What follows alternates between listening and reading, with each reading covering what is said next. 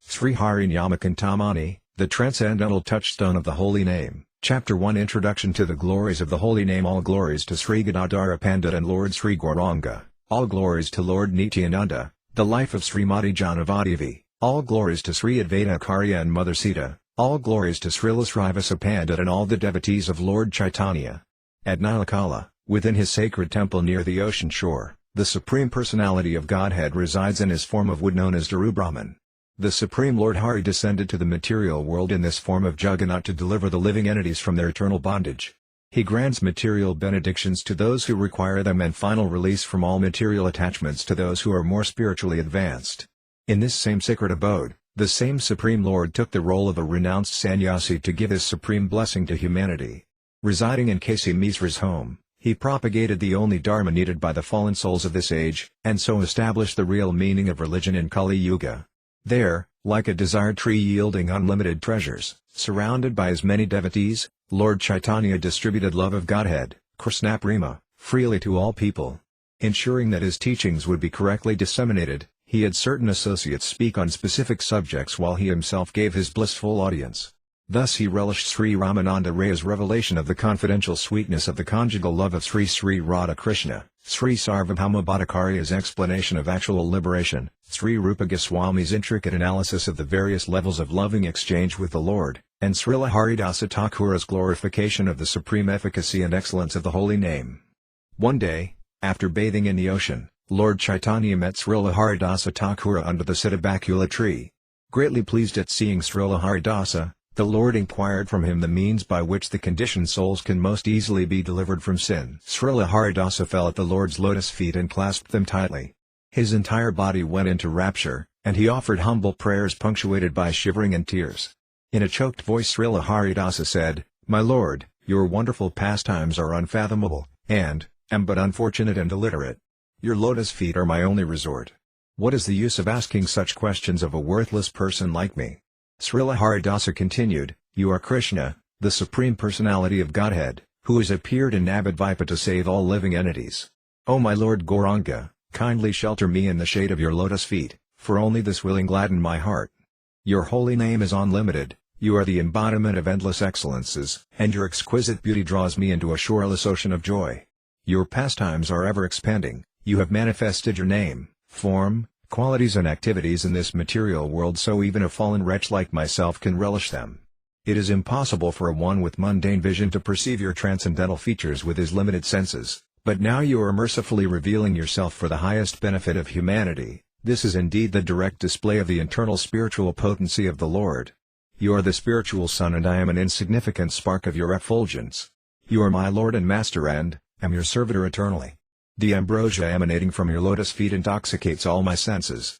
My only hope lies in the limitless nectar of your holy name. Am fallen what can, say of my own volition? Lam here just to execute your orders. I shall be greatly satisfied to speak the words you put into my mouth and I will not consider whether they are right or wrong. Lord Krishna and his energies. Lord Krishna is the Supreme Personality of Godhead. He is beyond anyone's jurisdiction, for he alone is the Master, Sarvasvara, of all that exists. He completely independent, being self-willed and self-fulfilled. His unrestricted desires are effortlessly satisfied by his inconceivable internal potency that constantly associates with him.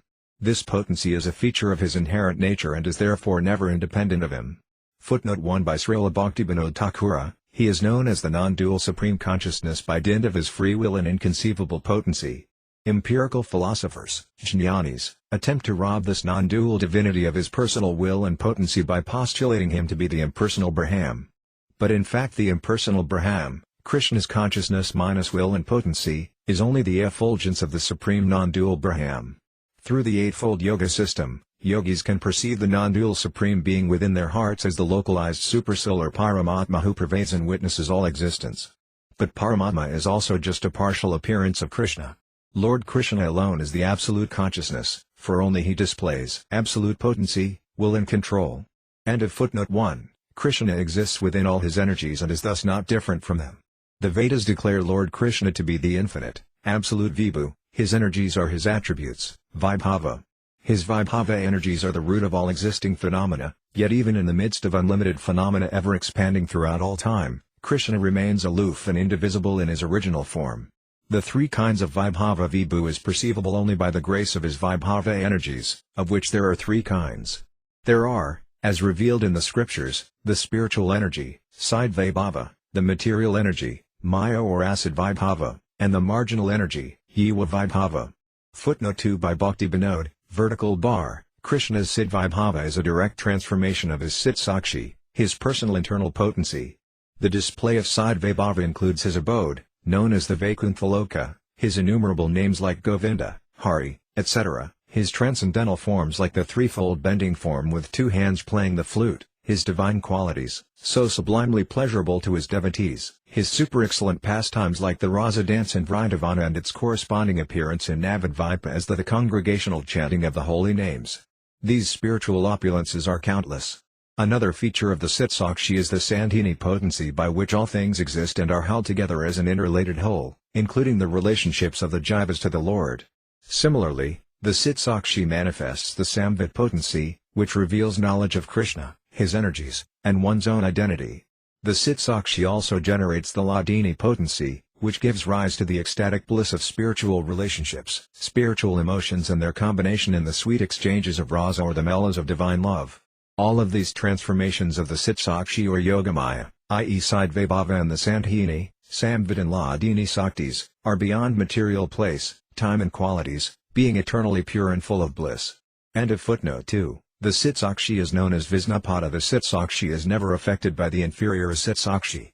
Even when it descends to this material world, Sit-Sakshi remains untouched by the inebriaties of matter. Forever spiritual, embodying the absolute nature of the Supreme Godhead. The spiritual potency is glorified in the Vedic hymns as being equal to the Lord himself, thus it is known as Visnapada, intimately connected with Vishnu. There is no tinge of material influence in Lord Krishna's energies, they are transcendental and exist in pure goodness, Suddha-Sattva. Footnote 3 by Bhaktivinoda, Sattva, or goodness, is of two kinds, Suddha-Sattva and Misra-Sattva, mixed goodness. Everything in the category of Siddha-Vibhava is Suddha-Sattva, or pure goodness. All sattva in the material nature is mixed, or Misra-Sattva. Suddha-Sattva is devoid of passion and ignorance. Birth indicates the mode of passion in action. The eternally existent spiritual essence, Suddha-Sattva, has never been touched by birth, which is a manifestation of passion, nor by annihilation, which occurs in the mode of ignorance. As the Supreme Lord separated parts and parcels, the jivas, the living entities, who are individual spirit souls, are originally Suddha-Sattva. But due to their contact with nescience they have come under the sway of the material modes of passion and ignorance, and hence are now in the mixed or Misra-Sattva category. Even demigods like Shiva, though far superior in many ways to the ordinary jivas, are nevertheless captivated by the material glare due to false identification, and so fall in this category of Misra-Sattva. The Supreme Lord is always in pure goodness. He descends to this material world by his inconceivable spiritual potency and is always the controller of the material nature, Maya, who is ever ready to act as his maidservant. End of footnote 3. Visnatattva. All the plenary expansions of the Lord such as Govinda, Vaikunthanatha, Mahavishnu, Garbhodakasaya Vishnu and Kshirodakasaya Vishnu are in the category of absolute goodness, supreme and divine, and are known as Visnatattva. The Visnutattva forms may reside in any place, either the spiritual abodes of Goloka, Vaikuntha, the causal ocean, or in this material universe. Yet they are always the master of Maya and the supreme controller of every other living entity great or small. Their remaining unaffected by the influence of the illusory potency is evidence of their inconceivable spiritual position. Brahma, Shiva and the other demigods are Misra-Sattva, being influenced by Maya. The Visnutattva forms, their abodes, their pastimes, and all else in the spiritual sky exist in pure goodness. Maya Tattva. A river called Viraja separates the material universe from the spiritual abode. Everything in the 14 material planetary systems is Asad-Vibhava or the temporary manifestation of matter. This place has been described in the scriptures as Devidhamma, the abode of Durga Devi, who is the presiding deity of Maya. The material universe, including the physical bodies of the living entities, is made up of the 5 gross elements of earth, water, fire, air and ether. Mind, intelligence and false ego are subtle material elements that comprise the psychic bodies of the living entities. The psychic bodies arise from desire. Yet the soul is always purely spiritual and distinct from his subtle body. He is by nature Suddha-Sattva, as are his original mind, intelligence and ego. The 7 higher planetary systems Bor, Bhuvar, Svarga, Mahar, Jana, Tapa, And Satya or Brahma and the 7 lower planetary systems such as Atala, Sutala and so on are all manifestations of Maya, the illusory potency. Siddhivibhava is the complete whole, and Maya is its shadow. Jivivibhava consists of both liberated and conditioned souls. The jivas are originally completely spiritual, infinitesimal and endowed with a limited degree of independence. The jivas are countless in number and are in urgent need of spiritual bliss for the attainment of their perfection. In seeking that bliss, those who surrender their lives to Lord Krishna are liberated from birth and death and reside eternally in the Lord's company as his confidential associates. On the other hand, the jiva souls who desire self-importance and selfish pleasure become attracted by Maya, who awaits them on the other side of the river Viraja. She entices them away from Lord Krishna's service and lures them into the trap of the Devi Dhamma, where they are chained to bodies manufactured by material nature. Bound by the reactions of their misdeeds, they wander from birth to birth in gross and subtle forms. Sometimes they are elevated to the heavenly planets and afterwards go to hell. In this way they travel through all the 8,400,000 species of life, suffering the pains of material existence. Lord Krishna is always merciful to the jivas. The Lord is the Supreme Personality, and the jiva is his tiny part and parcel. Krishna is always concerned for the well-being of his jiva expansions. In whatever situation the jiva may find himself, Lord Krishna is always prepared to grant the jiva his heart's desire, like a well-wisher who never forsakes his friend. Krishna's relationship with the jiva is eternal. He uses the jiva as an instrument through whom and to whom he manifests his energies and opulences. The Lord is the controller, the jiva the controlled, the Lord is independent, the jiva dependent, the Lord is master, the jiva the beneficiary of the results of his service to the master. Pious acts are material and fruit of the soul. Greedy for material sense pleasure finds even as easily available by the kindness of the master. The means to attain such gratification is the performance of auspicious activities, subhakarma, recommended in the Vedas. These are, following the duties of the Varnasrama system, performing sacrifices such as the fire sacrifice, Agnistoma, executing the eightfold yoga process, offering havana or oblations, keeping vows on full moon days, giving in charity on auspicious days and other occasions conducive to material benefit. Although subhakarma is performed with Lord Vishnu as the presiding deity, the performer lacks spiritual intentions. He unfortunately takes complete shelter of material considerations of object, time and place and cannot even intuit his dearth of Krishna consciousness because such ritualistic considerations thwart the mood of spiritual self-examination and inquiry. The results of subhakarma are material, for they merely inflame lust for more enjoyment in higher planets. Such sacrifices and their results can never satisfy the soul, the real self, because their cause is illusion. These so-called auspicious activities only avail the jiva temporary heavenly pleasures diametrically opposed to transcendental bliss. The means of deliverance from material piety. If a person is fortunate enough to get the association of a saintly devotee and learns that he, the jiva, is an eternal servant of Lord Krishna, then he easily surmounts the great obstacle of material nature. This is very rare, being the result of a vast accumulation of piety that can never be acquired by the performance of subhakarma, which gives only insignificant results. Empirical philosophy, Jnanakanda, elevates one to the Brahmajyoti. The dry empirical philosophers are more advanced than the karmas, for they understand the material existence to be a condition of suffering and so strive for liberation. The Lord is kind to them also. He has given them the Jnanakanda section of the Vedas so they can pursue impersonal knowledge of the Absolute. Their final goal is absorption into the Brahmajyoti. The Brahmajyoti is Krishna's blinding spiritual effulgence and is situated on the bank of the Viraja. All the demons the Supreme Lord kills also merge into Brahman, just beyond the periphery of Maya. Both the empiricists and fruitive workers are non-devotees, disinclined to serve Lord Krishna. They can never relish the sweetness of Lord Krishna's service. Piety leading to devotional service, sukriti, or pious activity, is of 3 varieties: karmanmukhi or piety derived from subhakarma, jnananmukhi or piety derived from the cultivation of knowledge, and bhakti-unmukhi or piety derived from devotional activities. The first 2 lead, respectively, to enjoyment of the fruits of action and to liberation. The last leads to an appreciation for saintly association. Bhakti-unmukhi is achieved by performing devotional service to the Lord unknowingly, without spiritual knowledge. Bhakti-unmukhi is the most important kind of sukriti, for it impels the jiva to meet a pure, saintly devotee. By associating with a devotee of Krishna, the jiva's faith becomes firm. Gradually he develops a taste for chanting the holy name, becomes compassionate towards all beings, and is then firmly fixed in Krishna consciousness. Compassionately, The Lord guides the karmi and jnani to the unknowing performance of devotional service. The Lord is an ocean of magnanimity, and the supreme controller of everyone. He is always keen to serve the conditioned souls, including the karmas and jnanis. Thinking of their welfare, he provides them the opportunity for indirect devotional service.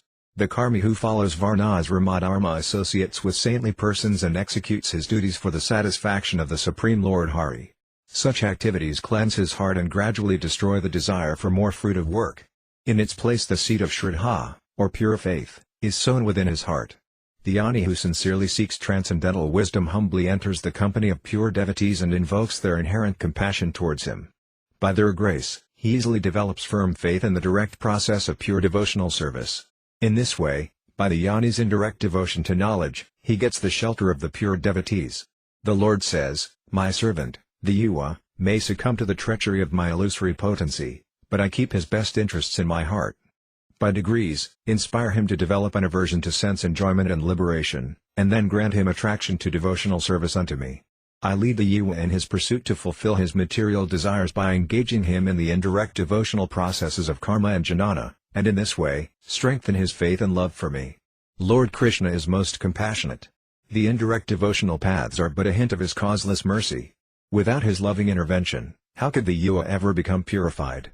The indirect processes have deteriorated badly in Kali Yuga. The Satya Yuga sages who took up the process of meditation were personally purified by Krishna and given the treasure of devotional service. In the Treta Yuga, the same spiritual success crowned those who flawlessly performed opulent sacrifices to satisfy the Lord.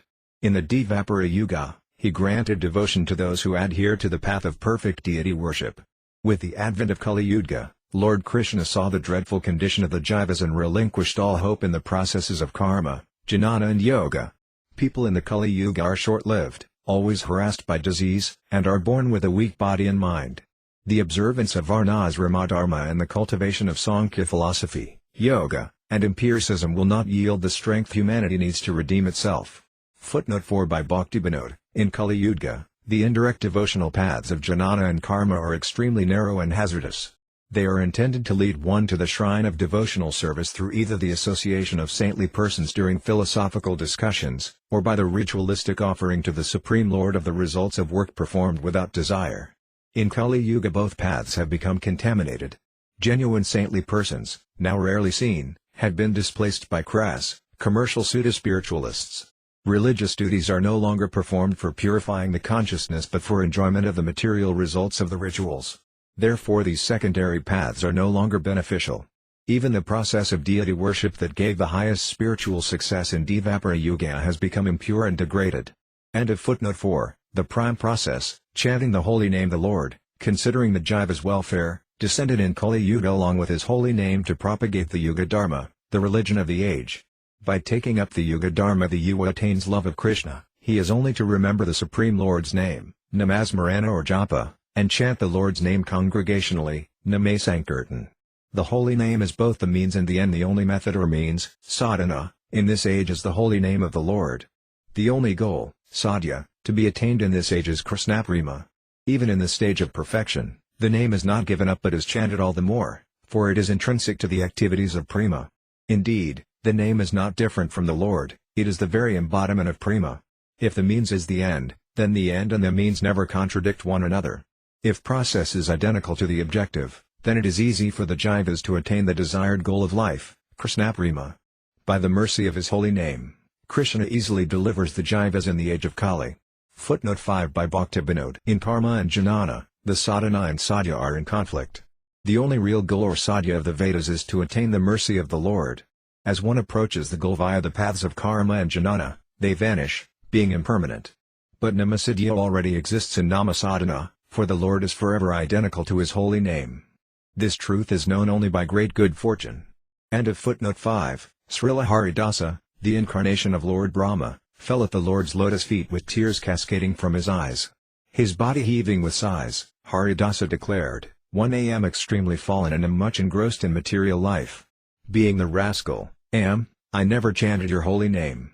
Only those persons who appreciate Lord Hari, his devotees, and devotional service can take this Hari Nyama Cintamani to heart. Chapter 2 The Acceptance of the Holy Name. All glories to Sri Gadadhara Pandit and Lord Sri Gauranga. All glories to Lord Nityananda, The life of Srimati Bhagavati Devi. All glories to Sri Advaita Acharya and Mother Sita. All glories to Srila Srivasa Pandit and all the devotees of Lord Chaitanya. Srila Haridasa continued to weep in ecstatic love. Lord Gorakhandra encircled him with his arms in a loving embrace and said, "Copyright Haridasa, a devotee of your caliber is rarely found. You are well versed in all spiritual conclusions and you are always unaffected by Maya. Elevation by pure devotion taking birth in a low family and caste, you have proven to the world that Krishna is not obtained merely by amassing wealth, reputation, lineage or refinement. Whoever develops unflinching faith and unalloyed devotional service to the Supreme Lord as you have done is factually superior to the demigods. You are learned in all the truths of the holy name of the Lord, your spiritual conduct is exemplary, and you are an expert preacher. Therefore, O Haridasa, kindly reveal to me something of the unlimited glories of the holy name. Please allow me to savor your words." 3 stages of acceptance of the name. One who chants the holy name even once is considered a Vaisnava devotee, and the householders should be very attentive to respect such a person. But the devotee who constantly chants Krishna's name is even a better Vaisnava, for he is endowed with all good qualities. The most advanced Vaisnava of all is he who inspires others who see him to immediately chant the Lord's name. When he chants the name even once, attraction to rendering eternal devotional service to the Supreme Lord is irrevocably established. Kindly tell me how the non-devotees can be made to accept the chanting of the holy name of Krishna. The spiritual identity of the holy name. Srila Haridasa clasped his hands together. Eyes brimming with tears and voice choked in spiritual love, he began his reply in soft, gentle tones. Lord Krishna's name is Cintamani, formed of eternal and transcendental touchstone. Just as a touchstone yields all desirable objects, so the touchstone of Krishna's holy name gives religiosity, wealth, sense pleasure and liberation to a materialistic person. To a surrendered devotee, it offers pure love of Krishna. Lord Krishna and his holy name are not different, they are the one and same absolute truth who is the all-pervading yet supremely independent form of dynamic spirituality, Chaitanya Vigraya, fully cognizant and full of bliss, without beginning or end. Eternally free of material imperfection, Nityamukta, always situated in pure goodness, Suddha-sattva, the holy name, identical, Abhina, with he who is denoted by the name, the Nami, or Krishna, descends to this world as the complete incarnation of the highest sweetness, Rasa. Krishna's name, form, qualities and pastimes are full of potency. Any object is known by 4 characteristic features, name, form, qualities and activities. Lord Krishna, the supreme object, is knowable in terms of his unlimited and eternal name, form, qualities and pastimes. The absence of these 4 features in anything denies its status as object. For example, Brahman is impersonal and formless, hence it is not an object unto itself, but simply a distinctive trait of the Supreme Lord. Lord Krishna is the non-dual absolute object who perfectly manifests himself through the 4 features of name, form, qualities and pastimes. Each one of these features is fully potent and able to express him in totality. They exist and are sustained by the Lord's Sandhini potency, and they are eternal and transcendental. As Lord Krishna attracts all living entities, similarly the holy name, which is not different from him, also attracts everyone. Krishna's sublime form is as identical to him as his holy name. Remembering and chanting Krishna's name immediately invokes his beautiful form in the mind, and both dance there harmoniously like inseparable partners. Krishna's 64 qualities are unlimited and transcendental. Brahma and Shiva are expansions of his qualities, but they only partially display the transcendental nature of the Supreme Lord, which is infinite, eternal, unending and absolutely spiritual. Krishna alone has the full 64 qualities of the Supreme Person, even his full expansions like Lord Narayana and avatars like Lord Ramachandra are ornamented with only 60 of them.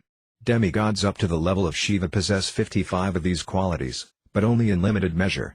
Ordinary jivas have just 50, visible in mere fractional degrees, like small drops. Only Krishna, even amongst all his Vishnu expansions, is the master of 4 exceptional qualities visible in him alone. If the Lord's qualities are compared to waves, then his pastimes appear in these waves and continuously form, crest and reshape themselves again and again. Wherever they may be enacted, either in Goloka, Vaikuntha, or Vraya, they are always transcendental. Hence, the Lord's name, form, qualities and pastimes are of the same spiritual substance. Conditioned consciousness is opposite to Krishna consciousness. The Yuva conditioned by the illusory material nature experiences a state of consciousness that is a complete reversal of Krishna consciousness. Because he falsely identifies with his body, the Yuva's name, form, qualities and activities are full of contradiction.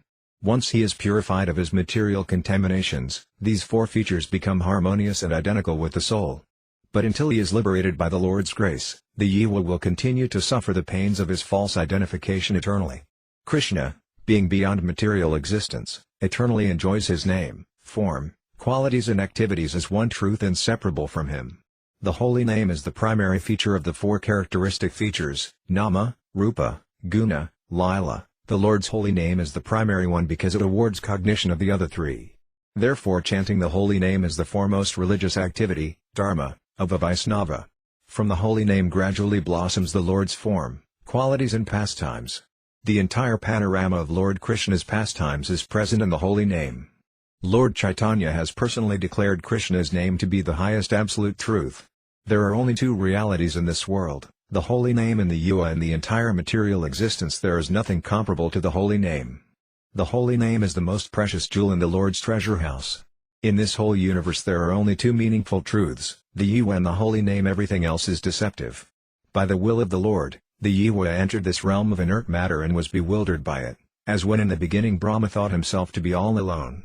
But when Krishna descended into the world as his holy name, the spiritual reality of which Brahma and the other jivas are a part was revealed. The name is of two kinds, principal and secondary. The holy name can be categorized in two types, principal and secondary. By taking shelter of Krishna's principal names, the jiva obtains the real boon of spiritual life. The holy names of the Lord that describe his transcendental pastimes and which contain all of the Lord's spiritual excellences are defined as principal names. There are, for example, Govinda, Gopala, Rama, Srinandanandana, Radhanatha, Hari, Yasamati Pranadana, Madana Mohana, Syamasundara, Madhava, Gopinata, Vrajagopal, Raksala, Yadava, and so on.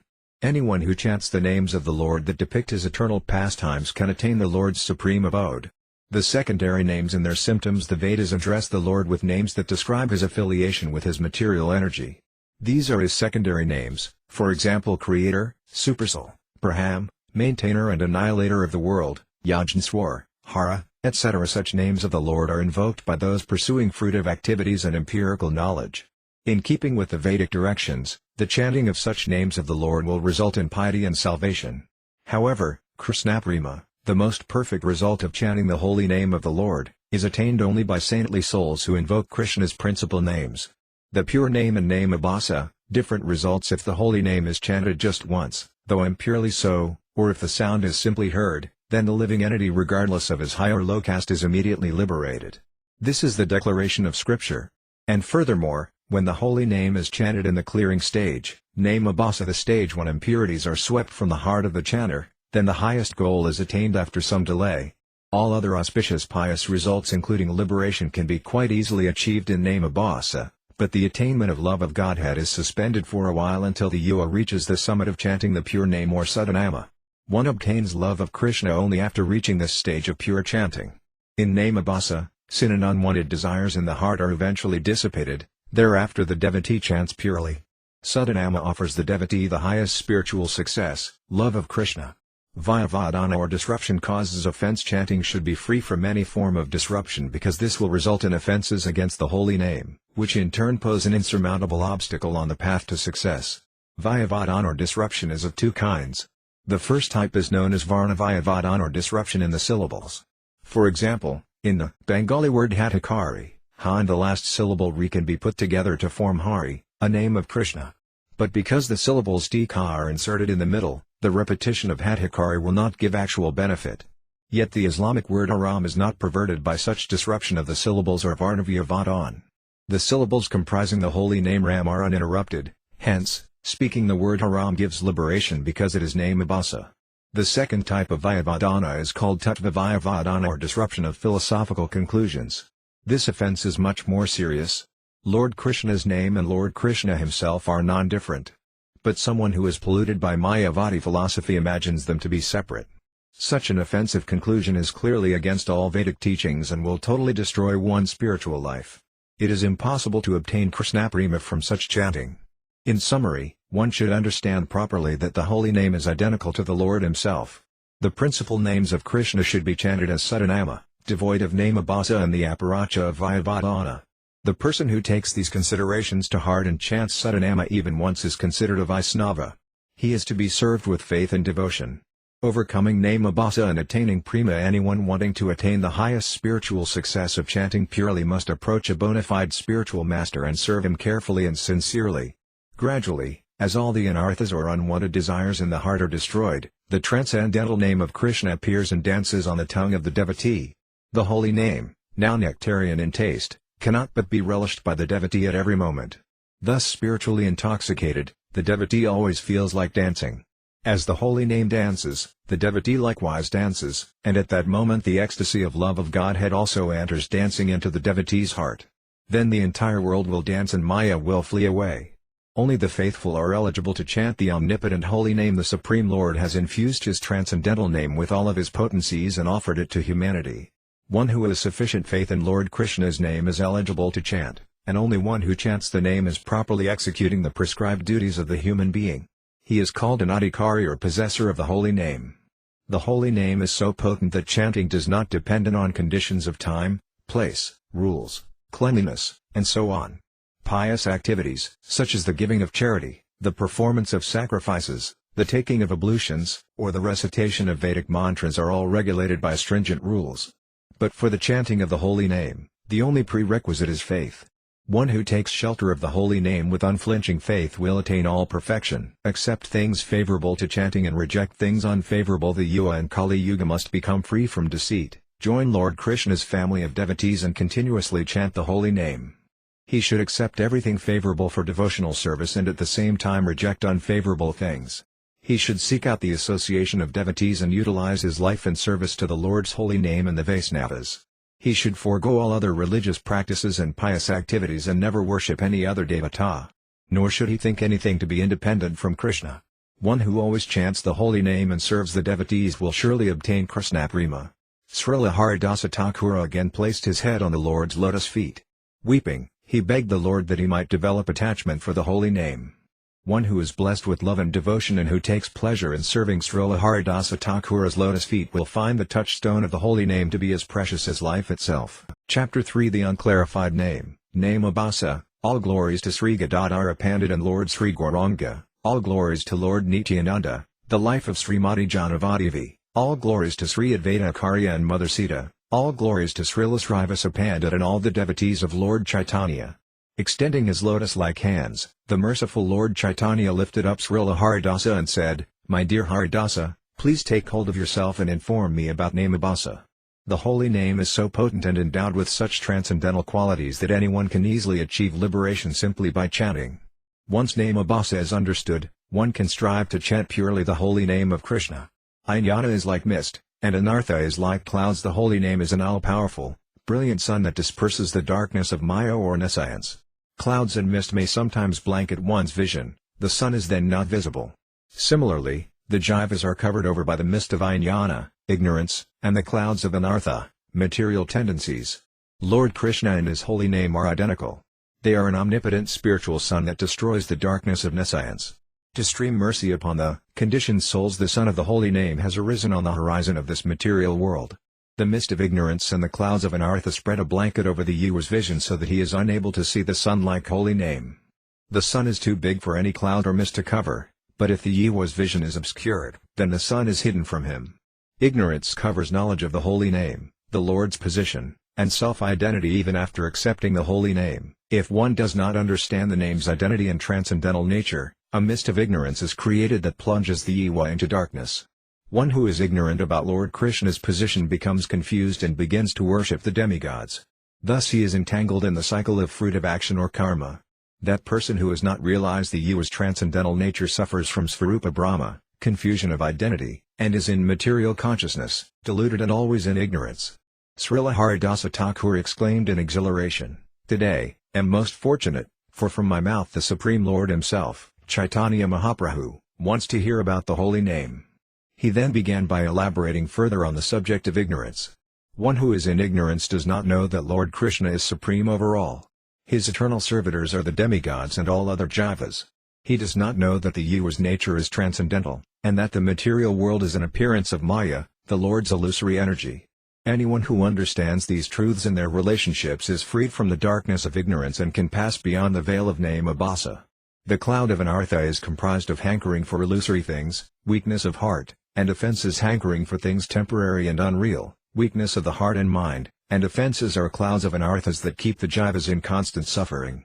Asattrasna, thirsting for the illusory, indicates desires for things not related to Lord Krishna. These desires are, the craving for so-called material gains in this world or in heaven, the craving for mystic powers, and the craving for impersonal liberation. Hridaya Durbalyam refers to propensities of the heart and mind, viz. material attachment, deceit, enviousness of another's advancement, and desire for name, fame and glory, that arise from a condition of spiritual weakness. Aparada means offenses. These may be offenses to the holy name, Namaya Aparada, to Krishna's service, Savaya Aparada, to Krishna's devotees, Vaisnava Aparada, or to other living entities, Jiva Aparada. These clouds hide the sun of the holy name. If one chants the holy name while maintaining these anarthas, the chanting can at best be only the unclarified name, Namabhasa. The holy name is always perfect in itself, but Namabhasa obfuscates the jiva's vision of it. Namabhasa is counteracted by Sambandhatattva as long as the jiva is not firmly established in the knowledge of Sambandhatattva or the correct understanding of the relationship between God, his energies, and the jiva. He will continue to chant in the Namabhasa stage. When the serious chanter takes full shelter of a bona fide spiritual master, he learns how to expertly perform devotional service and thus disperse the mist and clouds in his heart. Once the cloud and mist are removed, the sun of the holy name shines brilliantly once more and bestows the devotee with love of Godhead. Sambandha as relationship, Abhidya as indication, Prayana as necessity. The bona fide spiritual master gives the disciple Sambandha Janana. The chanting of the holy name is the indication, Abhidya, of this eternal relationship, Sambandha. The spiritual master enthuses the disciple to take up Abhidya or chanting. The sun of the holy name then shines stronger and evaporates the mist and clouds. Chanting at this stage becomes an indispensable need, Prayana. Prayana leads the devotee to pure love of Godhead, at which point he experiences ecstasy in every moment of chanting. The spiritual master must exactingly explain Sambandha Janana to the disciple, who in turn must receive it with proper faith.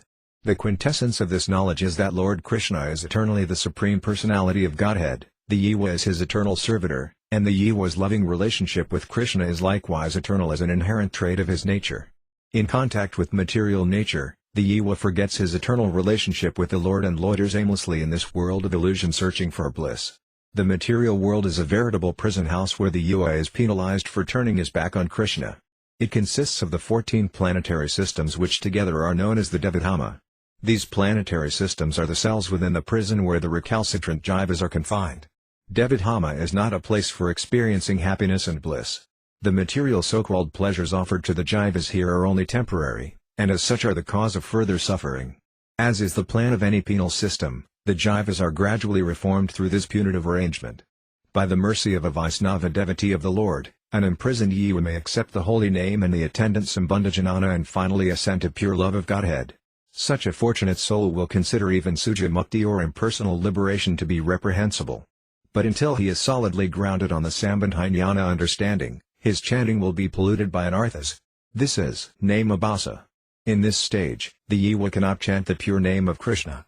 The result of Namabhasa chanting, however, the value of the Namabhasa stage of chanting is not to be underestimated, for it avails many positive benefits to the jiva and increases his piety. Verily, Namabhasa proves to be one of the jiva's greatest benefits.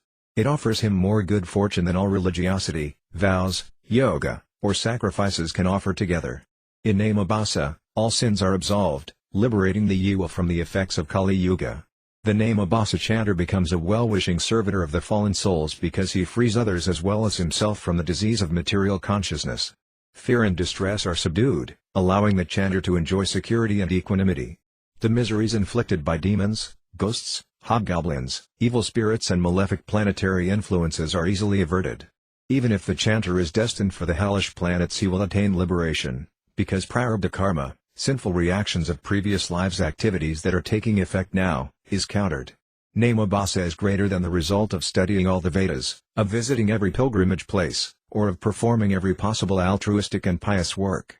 The four goals offered in Vedas, religiosity, wealth, sense enjoyment and liberation are made freely available by Namabhasa chanting.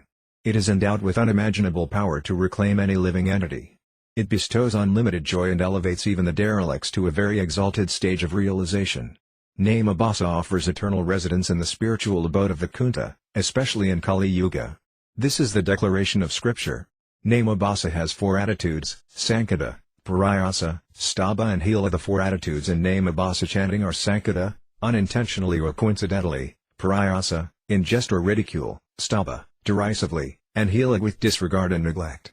Sankata is of two kinds: 1. When one, though intending to chant Lord Vishnu's name, has a material conception of it; and 2. When one has something entirely different than the Lord or his name on his mind, but chants the holy name being somehow or other reminded of that transcendental sound. The Yavanas eat cows, yet in spite of this they can attain liberation by uttering Haram, an ordinary word of their language, Urdu. Because Sankata is the least offensive attitude of name Abhasa, the power of the holy name is largely undiminished when chanted in that way. Chanting in jest, Parayasa, like Jarasandha, results in liberation, as does chanting derisively, Staba, like Sisupal.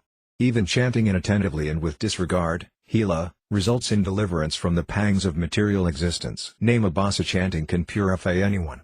People of low upbringing like mulkas, gross materialists, and lazy persons can all avail of this opportunity to obtain liberation. The difference between Sradanama Abhasa and Name Abhasa faithful chanting that is yet afflicted by anarthas is known as Sradanama Abhasa. The element of Shraddha, faith, is absent in the four attitudes of Name Abhasa chanting. Even Sankata chanting is tinged with neglect. Nonetheless, the lowest attitude of Name Abhasa, Hila, gives one liberation, what to speak of faithful chanting. Chanting with faith establishes one on the platform of Sambandha Janana, which results in rati or attraction for the holy name. Sradanama actually clears away anarthas very easily and quickly.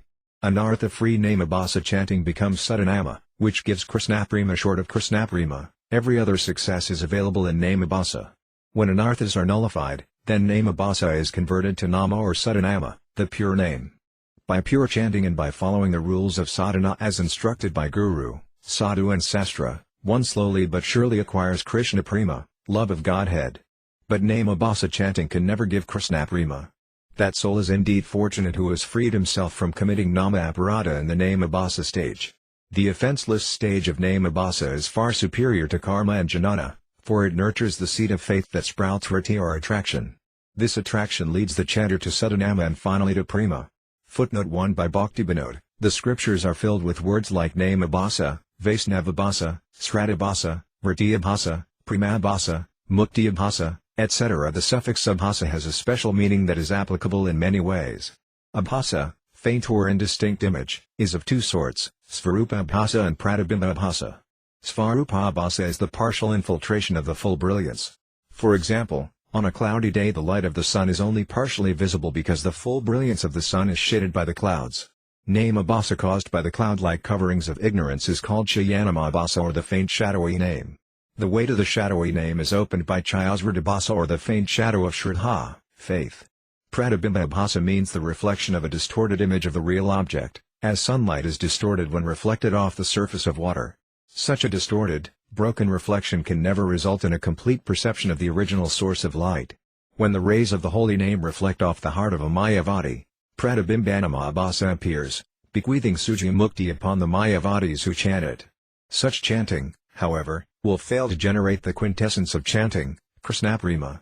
Indeed, this type of Name Abhasa is a major namaparada, therefore it cannot really be counted as a Name Abhasa at all. Shayanama Abhasa or Svarupanama Abhasa is the real Name Abhasa, and is subdivided into four categories of attitude, as previously mentioned. The scriptures, while praising Name Abhasa, profusely condemn Pratibimba Name Abhasa. Shayanama Abhasa is the result of chanting the holy name with anarthas born of ignorance. But the chanting of the holy name with anarthas nurtured by wicked and distorted philosophy produces Pratibimbanama Abhasa, and this is a major obstacle to devotional service and a grave offense. A Vaisnavabhasa person, though not honored as a genuine Vaisnava, should still be given the respect due a neophyte devotee as long as he is not contaminated by the Mayavadi philosophy. Such a person can easily become elevated by contact with saintly personalities. The elevated Vaisnavas consider such neophytes to be innocent and so shower mercy on them. They must not be ignored and avoided like the agnostic Mayavadis. The pure devotees will resuscitate the small spark of devotion in the neophytes, encourage their propensity to worship the deity and progressively give them Sambandha Janana and establish them in devotional service of the Supreme Lord and his devotees. But if a neophyte exhibits a strong inclination to incorrigible Mayavadi attitudes, then he must be avoided.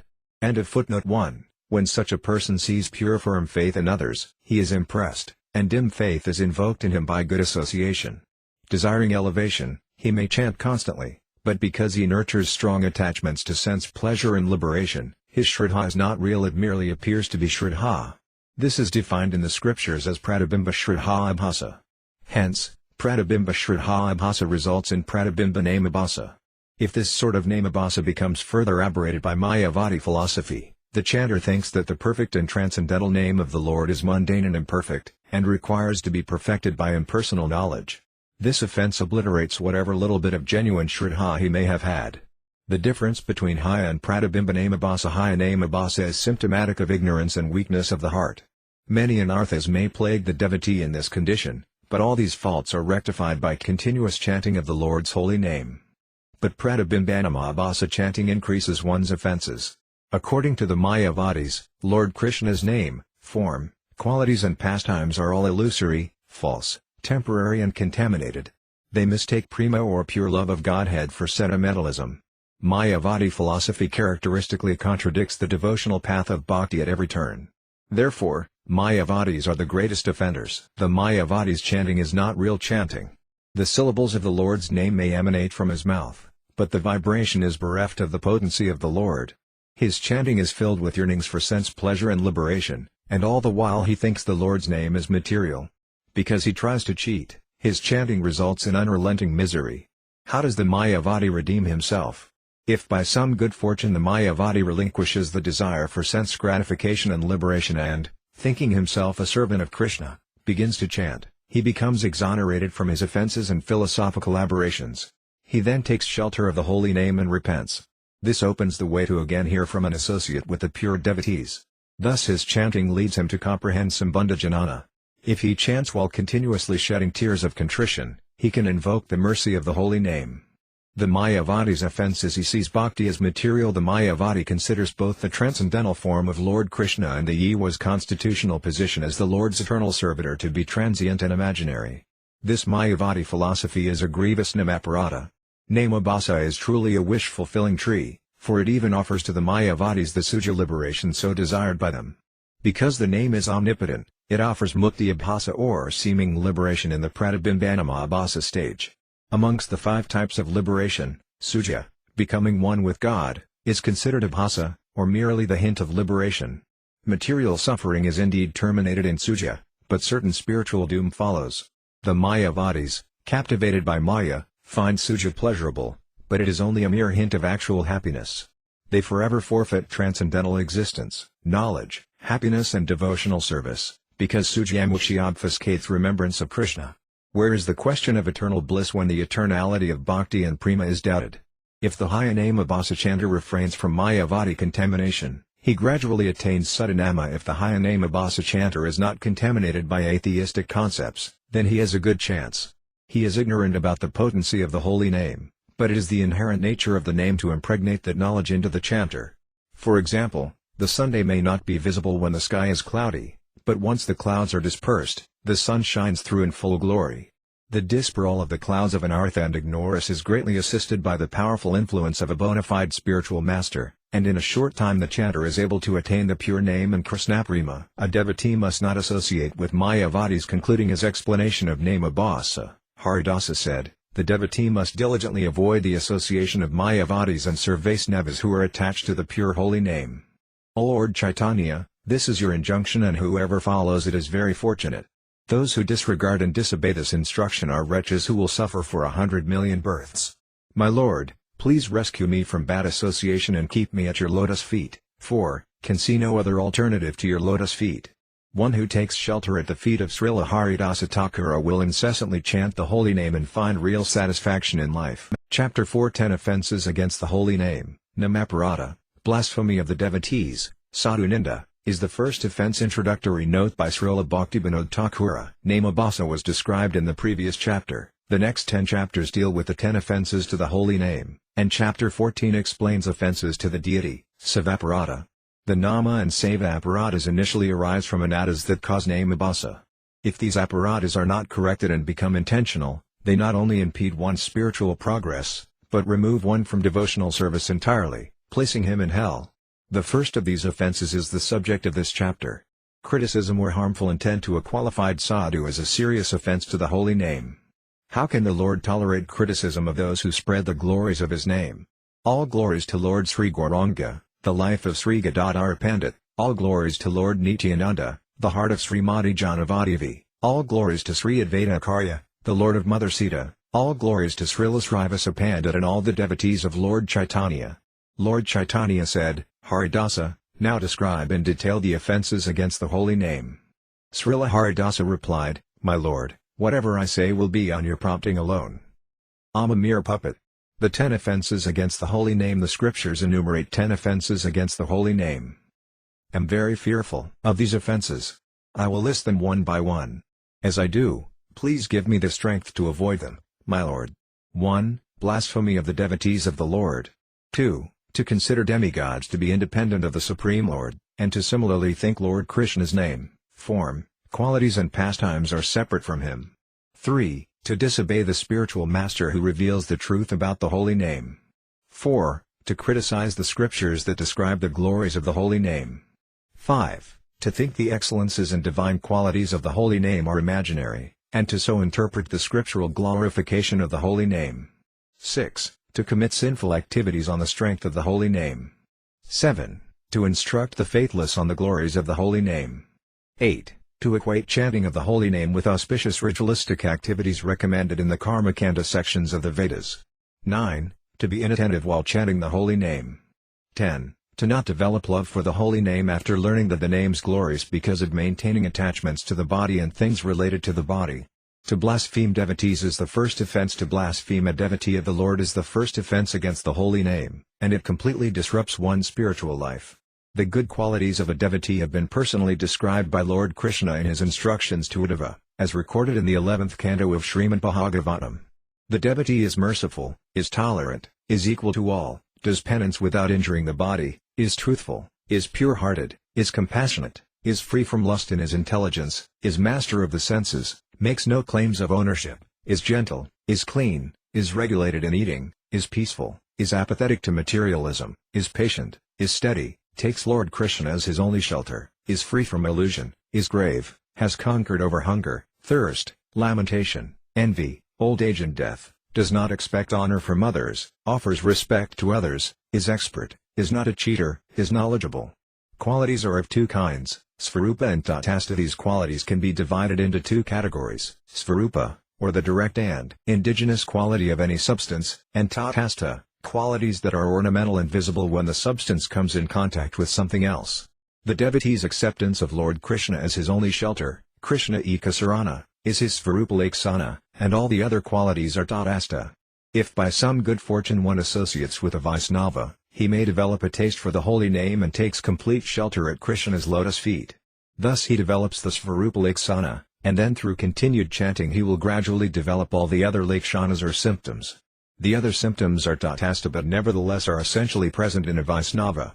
Saintliness depends not on external designation but on Svarupa Laksana. External designations such as the four social and religious orders of Brahmana, Kshatriya, Vaisya, Sudra and Brahmachari, Grihastha, Vanaprastha, Sannyasi are not the symptoms of a devotee. The scriptures say the quality of complete surrender to Lord Krishna is the hallmark of a devotee, and he alone can chant Krishna's name purely. Through Raghunatha Das Goswami's example, Sri Chaitanya taught everyone how the proper Grihastha Vaisnava should behave. Srila Raghunatha Das Goswami appeared not in the Brahmana caste but in the inferior caste, the caste of the village of Saptagrama. The Lord instructed him not to be impatient and impulsive, but to return to his household life and remain there. One is purified in degrees by following this orderly process. There is no need to prematurely pretend that one is detached and renounced just to impress people. Renunciation has to take place within the heart. Wearing the dress of a renunciate when the senses are still uncontrolled is called monkey renunciation or markata vairagya. The householder should regularly fulfill his duties. Detachment from matter will naturally arise within his heart as he internally cultivates firm faith in Krishna while conducting normal external social dealings among the people in general. Very quickly Lord Krishna will personally liberate him. The symptoms of a renounced sadhu. When Srila Raghunatha Das Goswami at last left his household and embraced a sannyasi's life, The Lord personally instructed him about the proper path of renunciation. The sannyasi should not engage in nor give audience to frivolous materialistic conversations. The wearing of fine clothes and the tasting of delicacies must be rejected. Being always ready to offer respect to others, demanding no respect for oneself, the sannyasi should constantly chant the holy name. He should render intimate service to Sri Radha and Krishna in the mood of the residents of Raya. The Svarupa Laksana of both the householder and sannyasi is the same. The Svarupa Laksana or principal symptom, surrender to Lord Krishna, must prevail in a devotee regardless of his varna or asrama. The Tathastha Laksana or marginal symptoms will naturally vary according to the varnas and asramas, while undeviating surrender to Lord Krishna remains as the fixed symptom of devotional service in all cases. Once he has this symptom, gradually but unfailingly the marginal symptoms appear in the devotee's character. Even if the marginal symptoms haven't reached full maturity in a surrendered devotee, and instead some serious discrepancies are visible in his character, he is still to be respected as a sadhu or saintly soul. This is the verdict of the scriptures as expressed in Lord Krishna's own words in the Bhagavad Gita, and it must be given full respect. It is offensive to criticize a devotee on the basis of his past sins when one has developed a real taste for chanting. Then a single utterance of the holy name can eradicate all previous sins. Some vestiges of sinful reaction may still remain in a particular individual, but these will steadily be removed by the process of chanting. As these last traces of sin disappear, he emerges a pure devotee. Of course, the lingering traces of sin are seen by ordinary people as actual sin. If a devotee is criticized because of the traces of almost extirpated sin in his character, that is a grievous offense. If criticism is made against a devotee for sins committed prior to his surrendering to Krishna, that is likewise another serious offense. Such a fault-finder surely invites the wrath of Lord Krishna. A few words on the principal symptom of a devotee. One who has fully surrendered to Lord Krishna will naturally only chant Lord Krishna's name. By the grace of the Lord, such a person is entitled to be called a sadhu. Only a devotee of Lord Krishna is eligible to be respected as a sadhu, and none other. One who proclaims himself a sadhu is but a charlatan and a braggart. One who humbly says he is a poor soul surrendered to Lord Krishna and who constantly chants Krishna's name is a real sadhu. He, considering himself lower than a blade of grass and more tolerant than a tree, offers all respects to others without expecting any for himself. The holy name of Krishna grants such a sadhu pure love of Godhead. A Vaisnava firmly fixed in the holy name is the real sadhu. Criticizing him as nama aparada. Hearing such a sadhu chant the holy name, one should offer him all respects, knowing him to be a perfect Vaisnava. A Vaisnava is the spiritual master of the world, a true friend of every being, and is always an ocean of compassion. Anyone who criticizes such a Vaisnava goes directly to hell and suffers untold pains birth after birth. The doors of bhakti are closed to such an offender because devotional service is the merciful gift of a Vaisnava to the living entities. The Vaisnava is an abode of Lord Krishna's spiritual potencies. Others receive Krishna bhakti only by his confidential association. This pure bhakti potency is distributed by a perfected pure devotee to the aspirant devotee, and that devotee, becoming perfect, distributes it to another aspirant. Thus the bhakti potency expands. The three great touchstones of bhakti sakti are the mercy of the pure devotee in the form of his eatable remnants, the water from his foot bath, and the dust from his lotus feet. How a Vaisnava imbues his potency in others? By remaining in the presence of a Vaisnava for some time, one absorbs the bhakti energy flowing from the body of that saintly person. If one is sufficiently faithful, he can bind that energy within his own heart and experience immediate ecstasy. By just a moment's association with a Vaisnava, bhakti is invoked in the heart of a pious person, who will immediately be inspired to chant Lord Krishna's name. Gradually, the holy name will award him all good qualities. Footnote 1 by Bhaktivinoda. The potency or sakti of pure devotion is a blend of Hladini, Krishna's pleasure-giving potency, and Samvit, Krishna's knowledge-giving potency. Bhakti reposes in the heart of the transcendentalist and uses him as a vehicle for further movement. When a jiva becomes free from envy and is inclined to devotional service, the bhakti potency is then transferred from the pure devotee's heart into that jiva's heart, where it takes shelter of his soul and achieves perfection there. This is a great mystery. End of footnote 1. There are four kinds of blasphemy of a devotee. The offender criticizes a Vaisnava about his caste, or some unpremeditated accidental fall-down, or the last traces of his previous sins, or his sinful activities prior to his surrendering to Lord Krishna. Such an offender will never develop a taste for chanting the holy name. One who has taken complete shelter of the pure devotional process is considered a pure Vaisnava. The four above-mentioned faults may be present in him, but he is totally free from all other shortcomings. Hence, criticizing him spells doom for the offender. The glories of the holy name are propagated by the Vaisnava, and Lord Krishna does not tolerate any criticism against him. One may discard all other activities like religiosity, yoga, sacrifices, fruitive activities, empirical knowledge and so on, if one simply chants the holy name. That is the quintessence of spiritual culture. The sadhu takes complete shelter of the holy name, never criticizing demigods or other scriptures. The Vaisnava simply chants the holy name. Regardless of whether such a sadhu is a householder or sannyasi, one should eagerly take the dust from his lotus feet. The purity of a Vaisnava is judged by how much attraction or rati he has for the name. His purity has nothing whatsoever to do with his official status as a Vaisnava, or his wealth, erudition, youth, pleasing appearance, strength or following. One who aspires to take shelter of the holy name must shun the propensity to criticize devotees. Pure devotion in the chanting of the holy name depends on association with the pure devotee in his pure devotion. Without this association, everything becomes perverted and spoilt. Bhakti immediately recedes at the first indication of sadhu ninda, which immediately becomes nama aparada.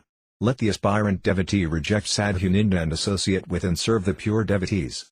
There are two types of bad association. The first being association with women. The proper Vaisnava behavior is to avoid asasanga or bad company that influences a person to disrespect a sadhu. Bad association is of two kinds. The first is association with a woman, which means either to have illicit connection with a woman other than one's wife, or to be excessively fond of one's own wife. The scriptures permit a husband only a properly regulated relationship with his spouse. Keeping company with a licentious or henpecked man also falls within this first category of asad sangha or bad association. Non-devotees are of three kinds. The second type of bad association is to mix with non-devotees. There are three kinds of non-devotees: the Mayavadi, the Dharmadvaji, pretender, and the Narisvara, atheist. Mayavadis never accept the Supreme Lord's form as being eternal. They say the deity form of the Lord is material, and that the Yua is also a product of Maya. A Dharmadvaji is a person who has no devotion or attachment in the heart but makes a show of it externally. He wears the clothes of a devotee to accomplish materialistic ends. A Narisvara is a non-believer who rejects God outright. A serious aspirant or sadhaka must shun such bad association. If anyone argues that avoiding such non-devotees is sadhu ninda, their company must also be shunned. One has to keep away from such bad association and take complete shelter of the holy name. Only then is love of Godhead ensured. There are three kinds of devotees. The lowest is the Kanastha devotee. The neophyte devotee, Kanastha Vaisnava, displays a faith that is formal and worldly. He worships the deity but has no service attitude towards the devotees of the Lord. He is almost a Vaisnava, Vaisnavapraya, but is not a real Vaisnava yet. Hence, he is not able to take full advantage of sadhu sangha. Such a neophyte will have to receive the blessings of a pure devotee to advance further. The Madhyama devotee knows well the importance of the Lord's devotees, and remains always in their association. He is convinced of Krishna's position as the Lord, the Jivas as his eternal servants, the means of advancement as bhakti and the goal as prema. He is compassionate to the innocent and avoids the company of atheists. The Madhyama stage of devotee marks the beginning of pure Vaisnavism because at this stage one become eligible to chant the pure name. The Madhyama devotee knows well the different effects of different types of association. He distinguishes between the Vaisnavas and the non-Vaisnavas, for he is especially required to serve the advanced devotees and avoid asasanga and sadhu ninda. Indeed, this is his necessity. If he neglects to differentiate between the grades of devotees and between Vaisnavas and non-Vaisnavas, then he stands to commit Vaisnava aparada. The Uttama devotee, a pure devotee of the highest order, sees Lord Krishna manifest everywhere and knows that everything rests in him. He sees Krishna as his very life and soul. He is unconcerned with distinctions of who is a Vaisnava and who is not. Thus for him there is no regulation to serve a Vaisnava. His whole life revolves around the holy name, which he considers to be the essence of everything. The scriptures declare that a Kanastha devotee, being ignorant of the proper attitudes towards Krishna, the devotees in the holy name, is only capable of name abhasa chanting. A Madhyama devotee is worthy of chanting the pure name, therefore he must always carefully avoid offenses to other devotees, so that his chanting will be pure. The Uttama Vaisnava can never commit any offense, because he perceives Lord Krishna everywhere. Every sadhaka should consider these points calmly and reflect upon his real position. First, he must stop sadhu ninda. Then he should chant with firm faith, according to his status as a Vaisnava. He should aspire to become fixed on the Madhyama platform through association with equal devotees, service to superior devotees, avoidance of non-devotees, compassion for all living entities and constant chanting of the holy name. The remedy for sadhuninda if anyone offends a devotee in a moment of delusion or madness, he must fall at the devotee's feet and repent bitterly and, weeping and full of contrition, beg forgiveness. He should declare himself a fallen wretch, in need of that devotee's grace. A devotee is very merciful, his heart will soften and he will embrace the offender, thus exonerating him from his offenses. Concluded Thakura Haridasa, one offer this explanation of the first of 10 Namayaparadhas at your lotus feet. One who is like a bumblebee lingering the lotus feet of Srila Haridasa Thakura will find his life and soul in this Harinyama Cintamani. Chapter 5 Worshipping the demigods independently of Krishna is the second offense. All glories to Lord Sri Gauranga, the life of Sri Gadadhara Pandit. All glories to Lord Nityananda, the heart of Srimati Bhagavati Devi. All glories to Sri Advaita Acharya, the Lord of Mother Sita. All glories to all the devotees of Lord Chaitanya. Srila Haridasa Thakura continued speaking with folded hands. O Lord of the universe, now, pray that you may listen to my explanation of the second offense against the holy name. Visnutattva, or the principle of the Supreme Godhead. Vishnu. Lord Vishnu is the supreme non-dual absolute truth. Though he is the ultimate Lord of material creation, his own form is transcendental, being always situated in pure goodness. Lord Krishna in Goloka is the original and supreme form of Vishnu. Krishna is embellished with 64 extraordinary excellences, and he is the shelter of all transcendental mellows. Lord Narayana possesses 60 of those excellences, and to a lesser degree of fullness than him, so do Lord Vishnu and the purest avatars. Footnote 1 by Bhaktivinoda, Lord Narayana, the Lord of Vaikuntha, is Lord Krishna's Vilasavagraya or partial expansion. In Vaikuntha, the Sankarsana form of Narayana expands as Mahavishnu, who lies in the causal ocean. This is the first Purusa expansion, the next is Garbhodakasayi Vishnu, the source of Brahma. He enters every universe as the Purusa avatar. He further expands as Kshirodakasayi Vishnu, the supersoul within every living entity. The three Purusa expansions are known as Lord Vishnu. Kshirodakasayi Vishnu is the source of the incarnations like Matsya, Kurma, etc. All these incarnations are different forms of the same Vishnu principle and are ornamented with 60 transcendental characteristics. The Sakyavas avatars are Yiva-tattva, in them the potency of the Lord has descended. They are Lord's separated expansions or Vibhinamsha and are exemplified as Parasurama, Buddha, Prithu, and so on. End of footnote 1. The Supreme Lord's separated parts or Vibhinamsha are of two categories. The ordinary jivas possess only 50 of the Lord's transcendental characteristics, and these in lesser degree. But in the second category of jivas, including the demigods, the same 50 characteristics are found in full potency. Additionally, 5 more qualities are partially evident in Shiva. These 5 qualities are exhibited in full potency only by the Vishnu category. Thus the Vishnu forms are adorned to the fullest degree with the 55 qualities of the demigods. They furthermore display an extra 5 qualities for a total of 60, which are visible to a degree of absolute fullness in Lord Narayana alone. Shiva and the other demigods are the Supreme Lord's servitors. Though the demigods are superior jivas, the Supreme Lord Vishnu is the master and controller of the jivas and demigods alike. Out of sheer ignorance, people equate the Supreme Lord with the demigods. People who are ignorant of the Visnutattva principle try to equate the Supreme Lord with the demigods, but Shiva and the other demigods are simply the order carriers of the Supreme Lord Vishnu. Mayavadis say that Brahman is really impersonal and formless, and that the worshipable forms of God, e. the 3 predominating deities of the modes of goodness, passion and ignorance, are material. But the scriptures unequivocally declare that Brahma only creates the material world and Shiva only destroys it, while Lord Narayana or Lord Vishnu maintains everything eternally, including Brahma and Shiva and their cycles of creation and destruction. Therefore only he is the eternal worshipable Lord. Whoever worships other demigods and disregards Vasudeva, the Supreme Lord Narayana, rots eternally in the hell of material existence. On the basis of the Vedas, some persons, accepting Lord Vishnu as the all-pervading absolute truth, argue that since the Lord is present in all the demigods, the worship of demigods is equivalent to the worship of Lord Vishnu. This argument is fallacious. The scriptures do not support the notion that the worship of the demigods is the same as the worship of Lord Vishnu. In truth, Lord Vishnu's worship accomplishes the worship of all the demigods. Hence, separate worship of demigods is not required. The correct interpretation of the Vedic truth is, if Lord Vishnu is omnipresent, then worship of him is automatically worship of all the demigods. By watering the roots, a tree prospers, but by watering the limbs, leaves and branches, the tree withers and dies. Only foolish people who have forgotten all Vedic principles can commit such a mistake. They fail to understand that worship of Lord Vishnu is an eternal activity and pure goodness, beyond the three material modes. Due to the advent of Kali Yuga and the contamination of Mayavada, people disregard the supreme position of Lord Vishnu and worship the demigods independently of him. Individual demigods offer only specific benefits, while the Supreme Lord Vishnu alone can offer all benedictions. He is the maintainer of everyone. If only these greedy materialists could realize the advantage of worshipping Lord Vishnu, they would abandon that kind of demigod worship.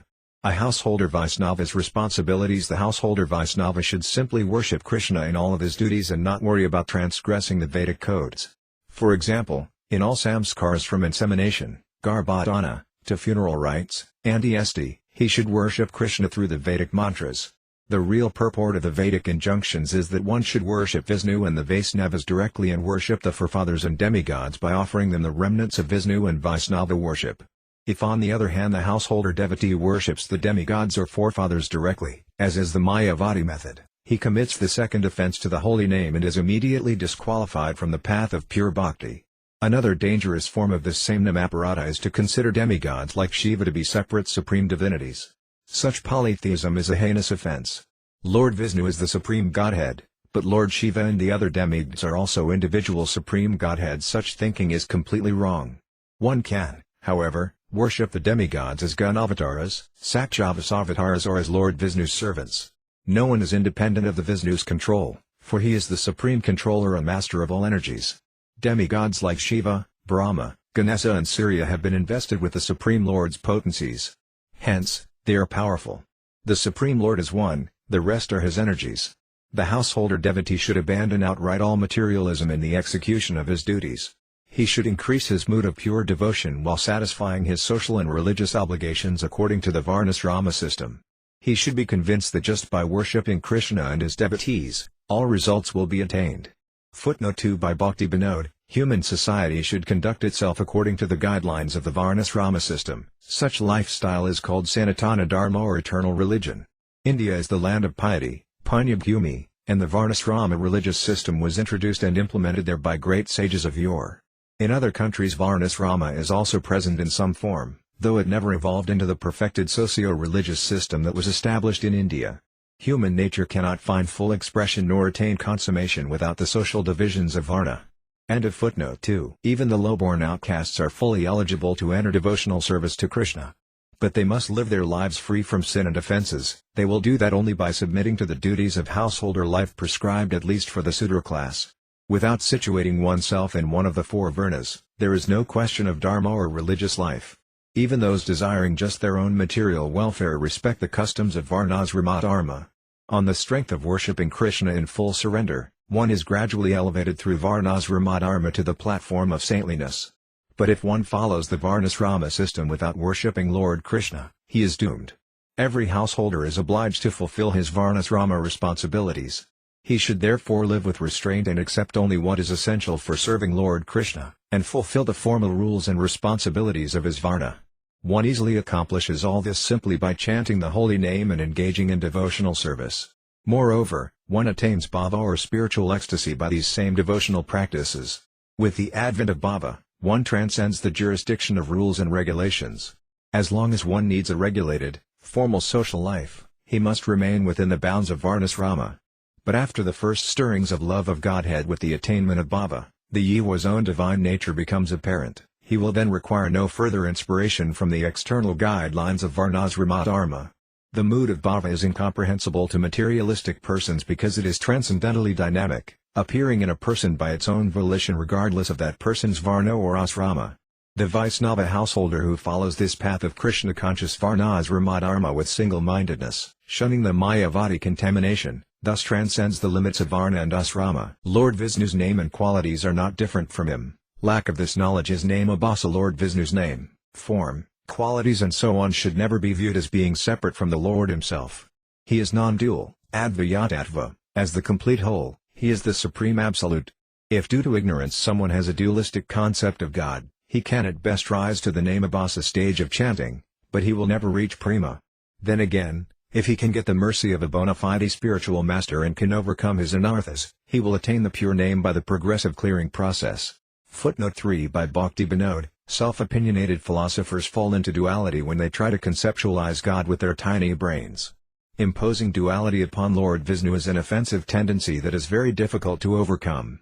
Mayavadi philosophers propose that Brahman is formless and impersonal, and that Lord Vishnu's name, form etc. are all products of illusion. With the lifting of the veil of illusion, they expect to perceive Lord Vishnu as impersonal Brahman and nothing more. But such arguments are foolish and nihilistic. The Mayavadi viewpoint stems from madness and a stubborn ignorance of the fact that the Supreme Lord is endowed with omnipotency. Omnipotent Brahman is verily a name for the Supreme Person, Lord Vishnu. End of footnote. The intelligence of the Mayavadi philosopher is extremely demented. Seeing that the material existence is variegated, he concludes that the spiritual existence, being opposite to the material realm, must be void. This incomplete, immature theorizing leads him to imagine Brahman as dry and impersonal. In its original state, Brahman has a name, form, qualities, pastimes and so on, but the Mayavadi is incapable of accepting this truth. If he would accept it, Brahman would appear before him as Lord Vishnu. Mayavada is the wretched condition of human existence, and the pure devotee is the scourge of this mischievous philosophy. He establishes the correct scriptural viewpoint that the Supreme Lord is not different from his name, form, pastimes and qualities. Nirvisesa and Savisesa Vishnu versus the Mayavadi notion of Brahman. Both the personal and impersonal features are inherent in Lord Vishnu's divine being. The Lord's Akantaya Sakshi, inconceivable potency, harmoniously displays his personal and impersonal aspects, Savisesa, with variety, and Nirvisesa, without variety. The Supreme One, by his Akantaya Sakshi, exhibits all attractive beauty and pastimes that silence all contradictory speculations about him. Human intelligence is limited and puny. It cannot easily fathom the Lord's inconceivable potency. So when a human being tries to conceive of a supreme truth with his inadequate brain, he can only come as far as the impersonal Brahman, which is a partial representation of the absolute whole. In this way he is diverted from the supreme goal of worship, Lord Vishnu, whose lotus feet are worshipped even by the great demigods. Ignorant of the benefit he has lost, he becomes attached to the worship of impersonal Brahman. But anyone who comprehends the transcendental nature of the name, form and qualities of the Supreme Lord, knowing them to be not different from him, can perceive Lord Krishna in his divine fullness by chanting his holy name purely. Duality exists only on the material plane. Here a name is different from the object it identifies. But as this is not the case on the spiritual platform, it is a gross blunder to imagine such a difference between the Lord and his name, form, qualities and so on. The same pitfall entraps those who consider Shiva and other demigods to be independent of the Supreme Lord's control. Why devotees do not mix with Mayavadis? The devotee who has taken single-minded shelter in the holy name is a truly elevated soul. He worships Krishna and no one else as the Supreme Lord. He does not attack the deities of other scriptures, but worships and respects them as servitors of Lord Krishna. He always refrains from dry speculation. When different scriptures try to establish the superiority of other demigods, it is only to facilitate the limited ability of a particular mentality to grasp the absolute truth. These scriptures are actually trying to elevate their followers to become devotees of Krishna. Therefore one should never criticize other scriptures and the demigods described therein, for such criticism is an offense. A devotee should not accept remnants of food or garlands from a Mayavadi, even if they were offered to Lord Vishnu, because a Mayavadi's worship is impure. A Mayavadi's chanting of the holy name is likewise offensive. The Lord never accepts the Mayavadi's offerings or worship. It is also an offense for the devotee to accept garlands and other remnants of demigod worship, for this is detrimental to the development of pure devotion. But if a devotee worships Krishna and offers his remnants to the demigods, it will not be offensive to receive these remnants, nor will one's spiritual development be hampered in any way. A pure devotee must always avoid the second offense to the holy name and chant the name constantly. Thus he attains prema. His entire success is found in the holy name. The remedy for the offense illusion and madness blind the jiva, and thus he thinks that others are also on the same platform as Lord Vishnu. The only remedy is to repent intensely and meditate on Lord Vishnu, Krishna, for by this remembrance all offenses are dissolved. Thereafter, one must meticulously avoid committing the same offense again. Remembrance of the Lord is the most effective penance. The Vedas always recommend imperiled brahmanas to meditate upon the lotus feet of Lord Vishnu for protection. Remembering the Lord's name is the same as meditating upon his lotus feet. The holy name can disperse all previous offenses, for it acts as the devotee's best friend. The Lord is an ocean of mercy and forgiveness. Like a dear friend, he forgives one for previous mistakes. In conclusion, The devotee must disassociate himself from demigod worshippers and polytheists and seek the company of Vaisnavas who exclusively worship Krishna as their supreme lord. One who is blessed with love and devotion and takes pleasure in serving Srila Haridas Thakura's lotus feet will find this book Harinyamakanthamani as valuable as life itself. Chapter 6 To disrespect and disobey the spiritual master, Guru Avahana, is the third offense. All glories to Sri Pankatattva and Sri Radhamadhava. All glories to Navadvipadama, Vrajadama, Jamunadavi and all the Vaisnava devotees. Srila Haridasa Thakura said, O Lord, kindly allow me to explain the third Name Aparata. This aparacha is to disobey the orders of the spiritual master and thus to disrespect him. The soul travels through many lifetimes in different bodies and at last gets a chance at the rare human birth, which is auspicious in every respect. The soul has rotated through 8,400,000 different species. It is by Anadasukriti or unintentional pious activities that the soul finally attains a human body. A birth in the human form is most uncommon, because only in that body are spiritual activities possible to perform, unlike any other species. A demigod or denizen of the heavenly planets is destined only to enjoy the reactions of his past good karma. He cannot voluntarily initiate any spiritual activities. Animals are likewise bound by karmic reactions and are too steeped in gross ignorance to undertake any pious activities independently. The human birth alone is most conducive for spiritual life and service to the Supreme Lord. A spiritual master is essential for everyone, yet the fact remains that this body is transient. If one does not carefully endeavor for self-realization, which is the greatest benediction, then he returns again to the endless cycle of birth and death. An intelligent person will therefore utilize this rare opportunity. He will search out a spiritual master who can lead him to the Supreme Lord Krishna. Footnote 1 by Bhaktivinoda. Such a spiritual master is the only helmsman who can help the drowning Jiva get across the ocean of material nescience. Only the most foolish persons will attempt to cross this ocean by their own intelligence. The achievement of any success in this world requires the help of a teacher's instructions. How, then, will one obtain perfection in the best of all subjects, spiritual science, without the aid of a teacher?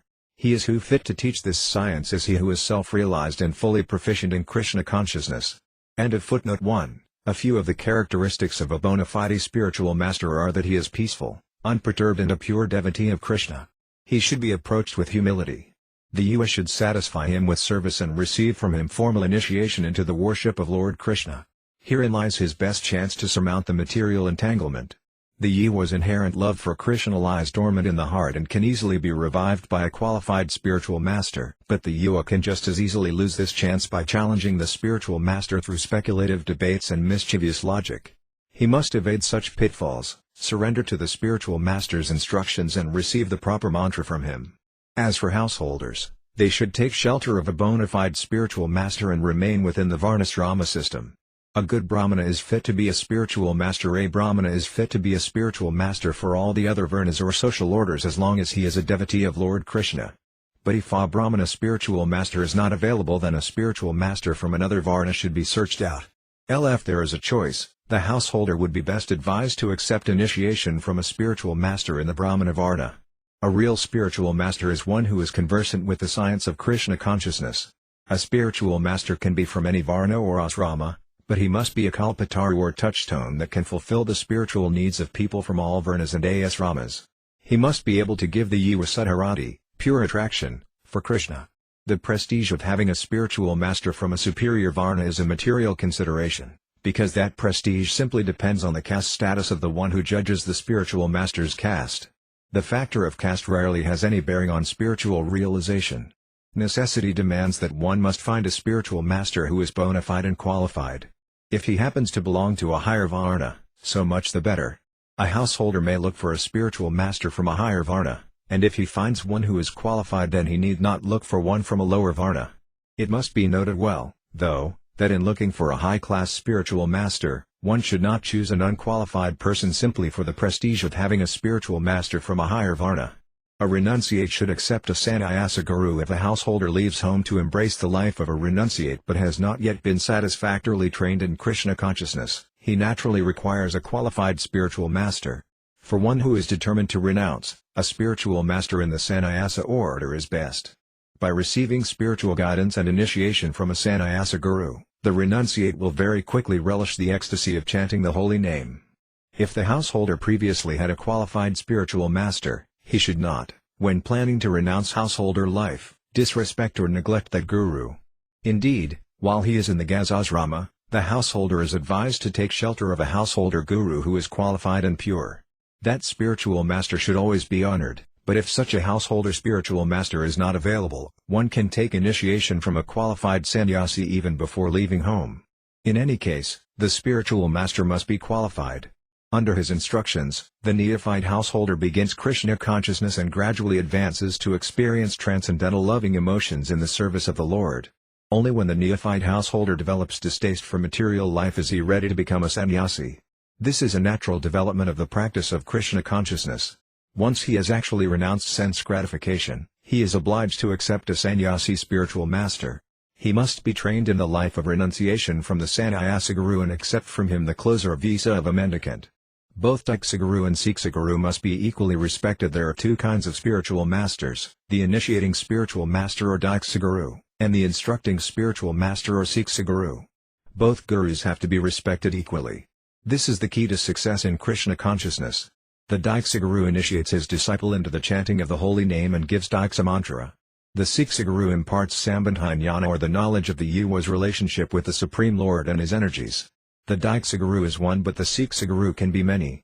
In fact, all the pure Vaisnava devotees who benedict the world by distributing the holy name are Siksagurus. Both the Diksaguru and the many Siksagurus are to be equally respected. The Vaisnava Sampradayas, the four Vaisnava disciplic successions, Sampradayas, are the only real schools of saintly teachers.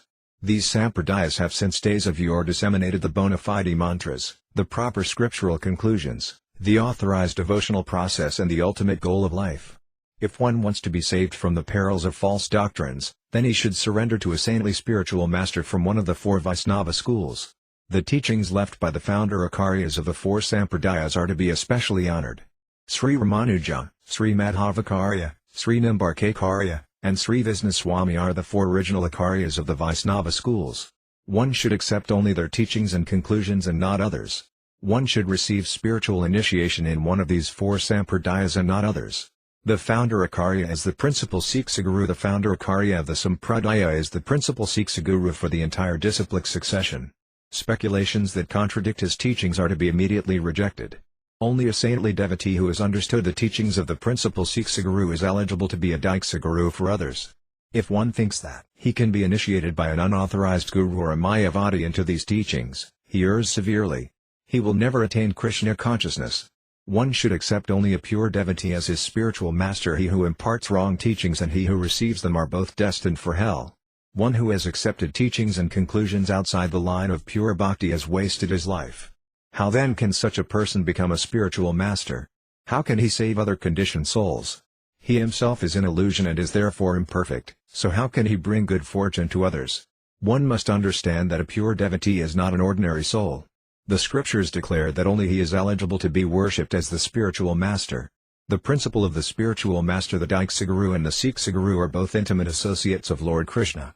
They are eternally situated in the Vraya mood of service, and they are manifestations of Lord Krishna's own energy. Footnote 2 by Bhaktivinoda: never make the mistake of judging the Guru as an ordinary mortal. The spiritual master is the representative of Lord Krishna's potencies, sent by the Lord as the eternal master of the disciples. He must always be worshipped as an eternal associate of the Supreme Lord, empowered by the Lord's superior spiritual potency.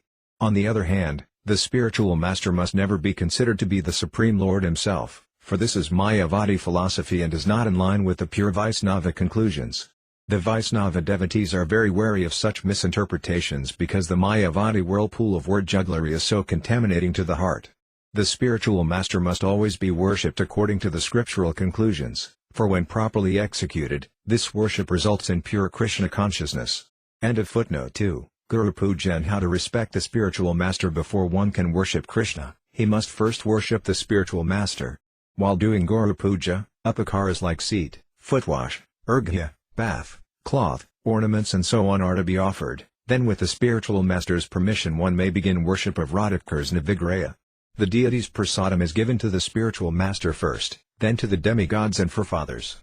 Just as the disciple is required to get the spiritual master's blessings before worshipping Radhakrishna, Before chanting the holy name, the disciple should remember the spiritual master and his instructions. One who disrespects the spiritual master commits a serious offense that will expel him from the path of bhakti. The spiritual master, Lord Krishna, and the Vaisnavas must be worshipped with equal attention. Undeviating faith in the spiritual master will lead to pure chanting and the final goal of Krishna Prema. When to reject a guru? If by some misfortune the spiritual master falls into bad association, he may gradually lose his spiritual realization and potency. At the time the disciple accepted him, the guru was exalted, famous and greatly realized. But offenses against the holy name are so dangerous that even a highly qualified soul becomes bewildered. In that condition he comes to detest Vaisnava company and the chanting of the holy name. Gradually, he is enslaved by lust, greed, wealth and women.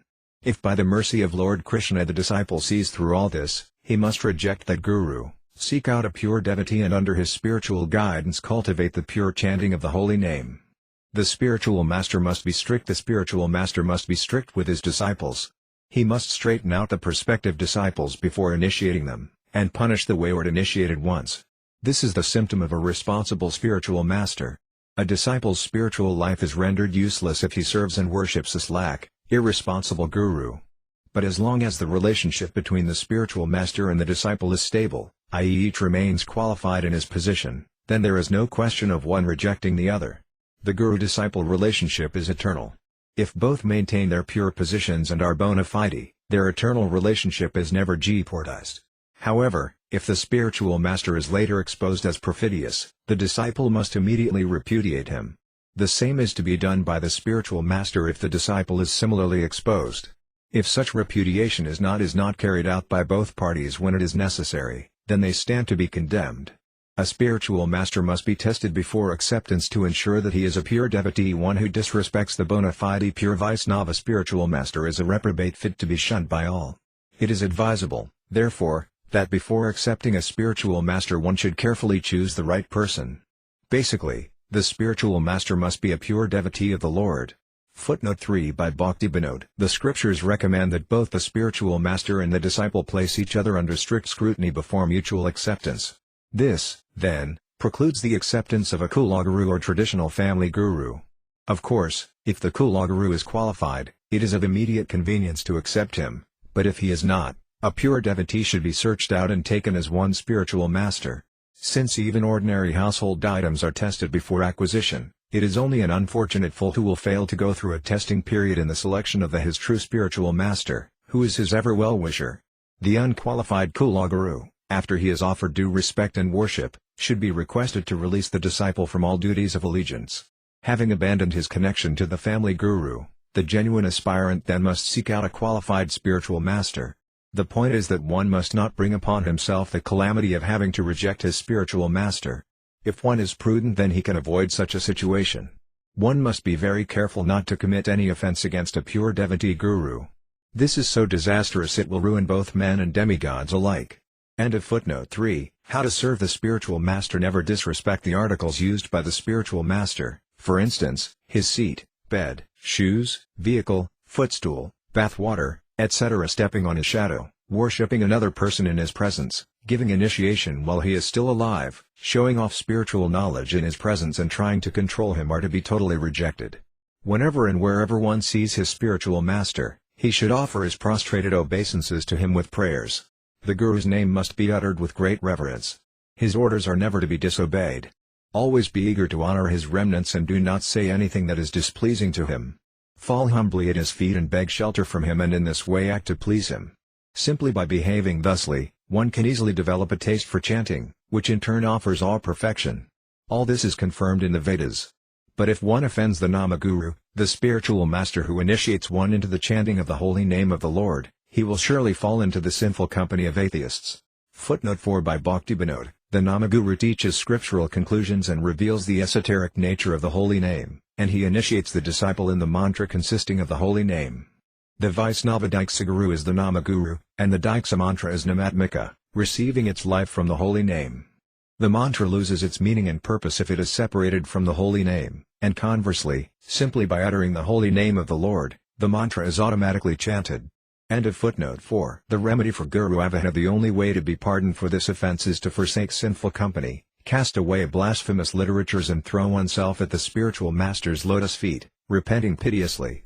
As a compassionate Vaisnava, the spiritual master will surely be forgiving and bestow prema upon the disciple through the holy name.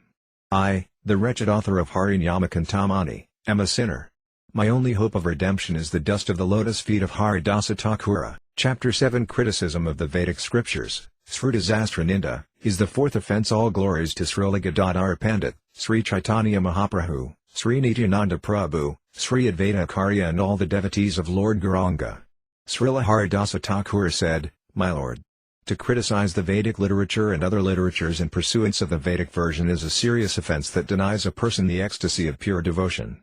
The Veda, Sruti, is the only proof. The Srudasastra, the Vedic literature, which includes the four Vedas, the Upanishads, the Puranas and other corollary scriptures, has emanated from the Supreme Lord Krishna's own lips.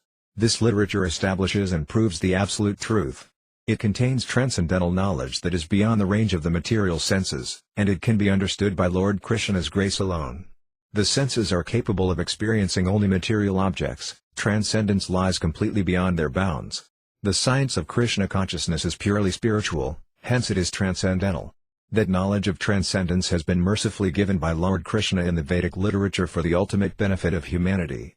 The word Veda specifically refers to scriptural knowledge received through the proper authorized disciplic succession or parampara. Human beings are born with four natural faults: they commit errors, they are subject to illusion, they have the propensity to cheat, and they have imperfect senses. Everything they do is tainted by these faults. Vedic literature is free from any mistakes or discrepancies. It is the only means to spiritual salvation. The Vedic knowledge was originally revealed by the mercy of Lord Krishna. It was compiled by sages who had received this knowledge while in samadhi, or total spiritual absorption, far beyond the range of the four natural human faults. The Sruti teaches 10 principles. The Vedic literature teaches that both mundane fruitive activities, karma, and empirical speculative knowledge, jnana, are inferior paths. The conclusion is that perfection is available only through bhakti. The Lord gives karma and jnana for preliminary purification of the jivas, and afterwards gives pure bhakti. In the Vedic literature there are 10 principal instructions. The first is that the proof or basis, pramana, of real knowledge is the Sruti. The other 9 principles are pramayas ascertained from the pramana. These 10 principles destroy nescience and establish true spiritual knowledge.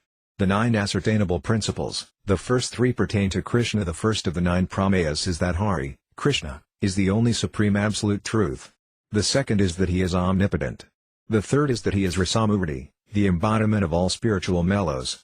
He is the source of bliss for all living entities and he eternally resides in his abode in the spiritual sky.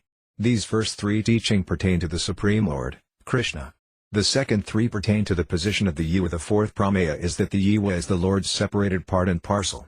The jivas are the infinitesimal eternal spiritual sparks of pure consciousness who comprise the innumerable living entities. The jiva is of 2 types, eternally conditioned, who populate the material world, and eternally liberated, who populate the spiritual world. The fifth pramaya is that the conditioned souls are enamored by the glitter of Maya's illusory potency. They have forgotten Krishna and remain eternally in this phenomenal world, enjoying and suffering material existence. The sixth pramaya is that the eternally liberated jivas are associates of Lord Krishna. They reside in the spiritual world and enjoy transcendental loving relationships with the Lord.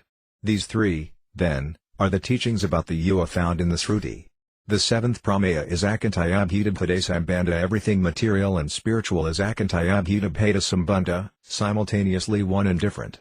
The jivas and matter are inconceivably manifested from Lord Krishna's internal potency. Once knowing akantayabhita-bheda-tattva, the jiva understands that he is the servant of Krishna and is like the spark or ray of the spiritual sun that is Krishna. The transformations of the Lord's energy are beyond the mind's grasp, akantaya, says the Sruti. But the so-called transformations of the Supreme Lord himself that the Mayavadis would like to have us all believe in are only mischievous and offensive postulations.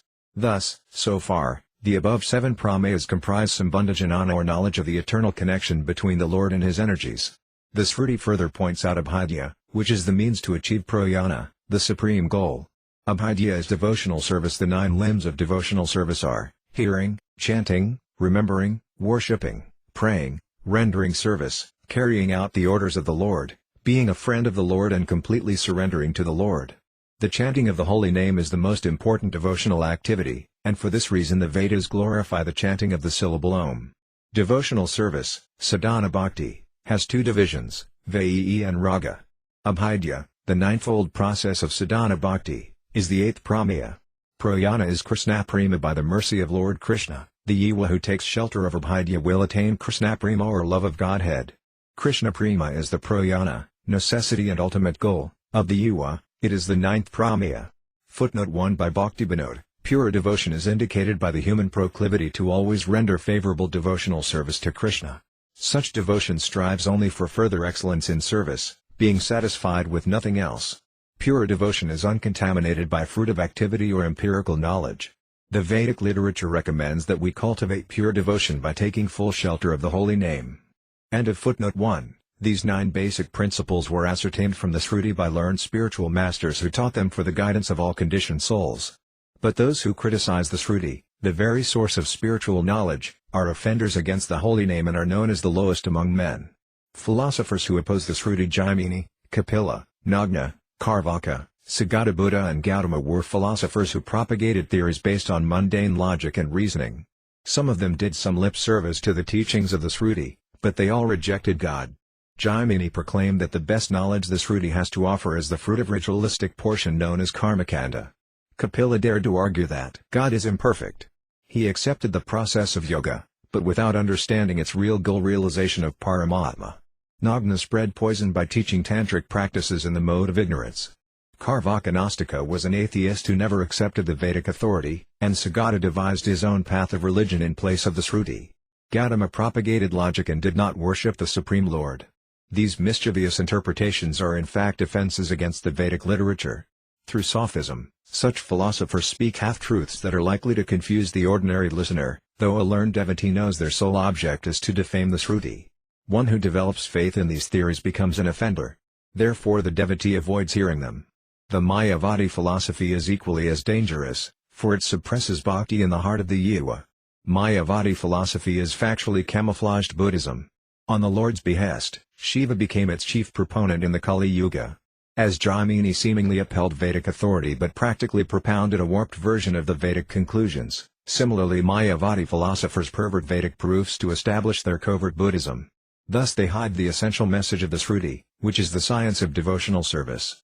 Astavakra, Dattatreya, Govinda, Gaudapada, Sankaracharya and his followers are well-known Mayavadi philosophers. In Buddhism, the principal teaching is the non-existence of the soul, and there is no concept of Brahman. The theory of nothingness, the last word in Buddhism, is rendered by the Mayavadis into the concept of the formless, impersonal Brahman, which they argue is beyond matter. Such ideas diametrically oppose the eternal science of devotional service. Any affiliation with such thoughts automatically makes the jiva commit namaparada.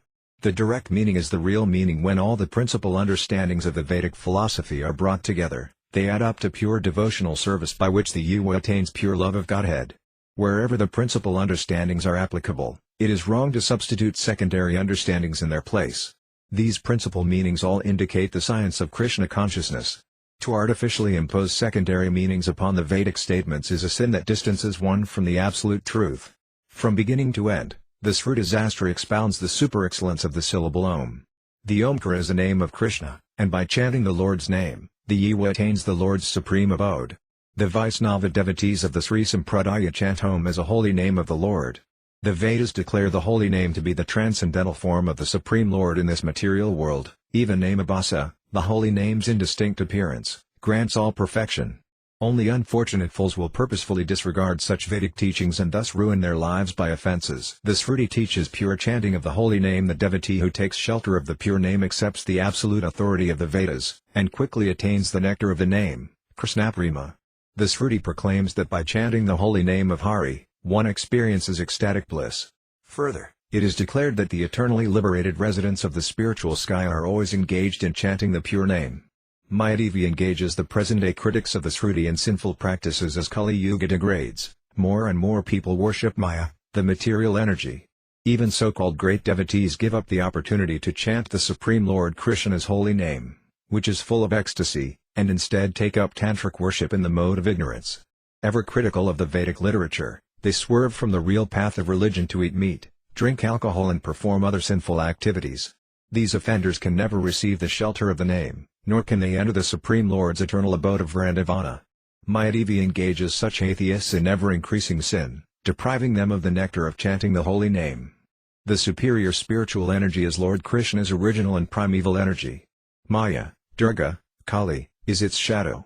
Her intention is to rectify the erring jivas who drift away from Krishna and bring them back to Krishna consciousness. Indeed, this is her prime duty to the Lord. Footnote 2 by Bhaktivinoda. Maya showers two kinds of graces: niskapada, honest and unrestricted, and sakapada, capricious and illusory. By her niskapada mercy she gives bhakti by way of jnana, bhakti jnana misra. Her sakapada mercy gives temporary pleasures that overwhelm the yuva, bringing him under the control of illusion. And when she is thoroughly merciless, she casts the yuva into Brahmasayuja liberation, thus he is doomed. But she becomes pleased when someone renders service to a saintly Vaisnava, and showers him with her true mercy, connecting him to Lord Krishna's lotus feet. Maya is an eternal maidservant of Lord Krishna. She punishes the wayward jivas who drift away from Krishna's service, for those who want to serve Maya are simply cheaters who can never know happiness. Yet Mayadevi rewards those who chant the holy name. She helps them cross over the ocean of material nescience. End of footnote 2 vertical bar. The remedy for Srutinanda: one must avoid committing the offense of criticizing the Vedic scriptures and constantly chant the holy name. If one inadvertently criticizes the Sruti, he should sincerely repent his error by properly glorifying the Sruti. He should worship the Vedic literature and the Srimad Bhagavatam with great joy and respect, offering them flowers and tulasi. The Srimad Bhagavatam is the essence of the Vedic teachings and is the scriptural incarnation of Lord Krishna. The Bhagavatam will certainly shower mercy upon the offender, because the Bhagavatam is an ocean of mercy. One who hankers for the dust of the lotus feet of Srila Haridasa Thakura will wear this gem necklace called Cintamani2 around his neck. Chapter 8. To consider the glories of the name as imaginary, Arthavada Cintamani is the fifth offense. All glories to Lord Gauranga and Srila Gadadhara Pandita, all glories to Sri Sri Radhamadhava, all glories to the places of Lord Gauranga's pastimes and all the Vaisnava devotees of the Lord. O Lord Gauranga. The fifth namaparata is to think that the glories of the holy name are exaggerated, as for example when one thinks the scriptural presentation of the glories of the Lord's holy name is not entirely true, because hyperbole has been employed to increase the reader's faith in the chanting of the name. It is a fact that in the Karmakanda and Jnanakanda sections of the Vedas, ritualism and philosophical speculation have been overly praised. Such praises are intended to elicit interest in these processes. But the same is not true in the case of the holy name. Therefore to think so is an abominable offense. The glories of the holy name: the Puranas, Smritishastras, say that anyone who chants the holy name, whether with faith or neglect, attracts the mercy of Lord Krishna. The holy name is the purest form of knowledge, it is the best of all vratas or vows and the highest meditation, it gives the most auspicious fruits, it is the greatest renunciation, it gives incomparable peace, it is the most pious of holy works, it is the supreme path of self-realization, it is the greatest liberation and goal, it is the topmost destination, it is the best devotional service, it is the purest inclination, it gives love of Godhead and is the essence of remembrance of the Lord, it is the cause of all causes, the supreme absolute truth, it is the most worshipable object and acts as the supreme spiritual master. 1,000 names of Lord Vishnu is equal to one name of Lord Rama, and 3 names of Lord Rama are equal to one name of Lord Krishna, thus the holy name's transcendental nature is ever glorified in the scriptures.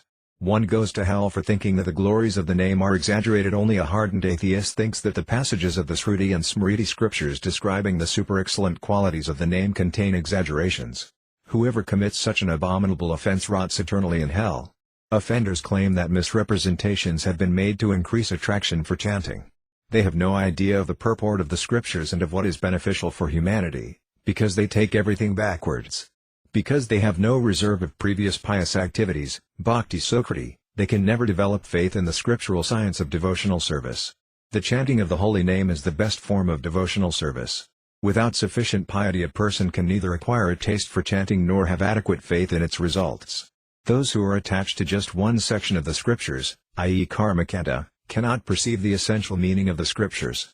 There is no appeal to selfishness in the methodology of the holy name. The exaggerations in the Karmakanda section of the Vedas appeal to ambitious materialists. Concessions to selfishness are absent from the scriptural presentation of the method of chanting the holy name in pure devotion. The scriptures frankly declare that the results of the Karmakanda process are merely transient sensual enjoyments, whereas the results of chanting the holy name and engaging in Krishna's service are eternal and permanent. In the chanting of the holy name of the Lord, Capriciousness, cheating and exaggeration are shunned. For instance, when a devotee inspires someone to chant, he does so without self-interested motives. He engages another in Krishna's service only for the pleasure of Krishna. Though attractive material results of chanting the holy name may be mentioned in some scriptures, a pure devotee pays no heed to them, for he is beyond material desire. But the officiator of a ritualistic sacrifice displays explicit selfishness, for as a matter of course he expects remuneration. Since the scriptures declare that chanting begets unlimited auspicious results, why do such seekers of fruitive rewards minimize the glories of the holy name? The follower of Karmakanda is supposed to gradually realize that pious fruitive works, being material, give only unimportant fruits.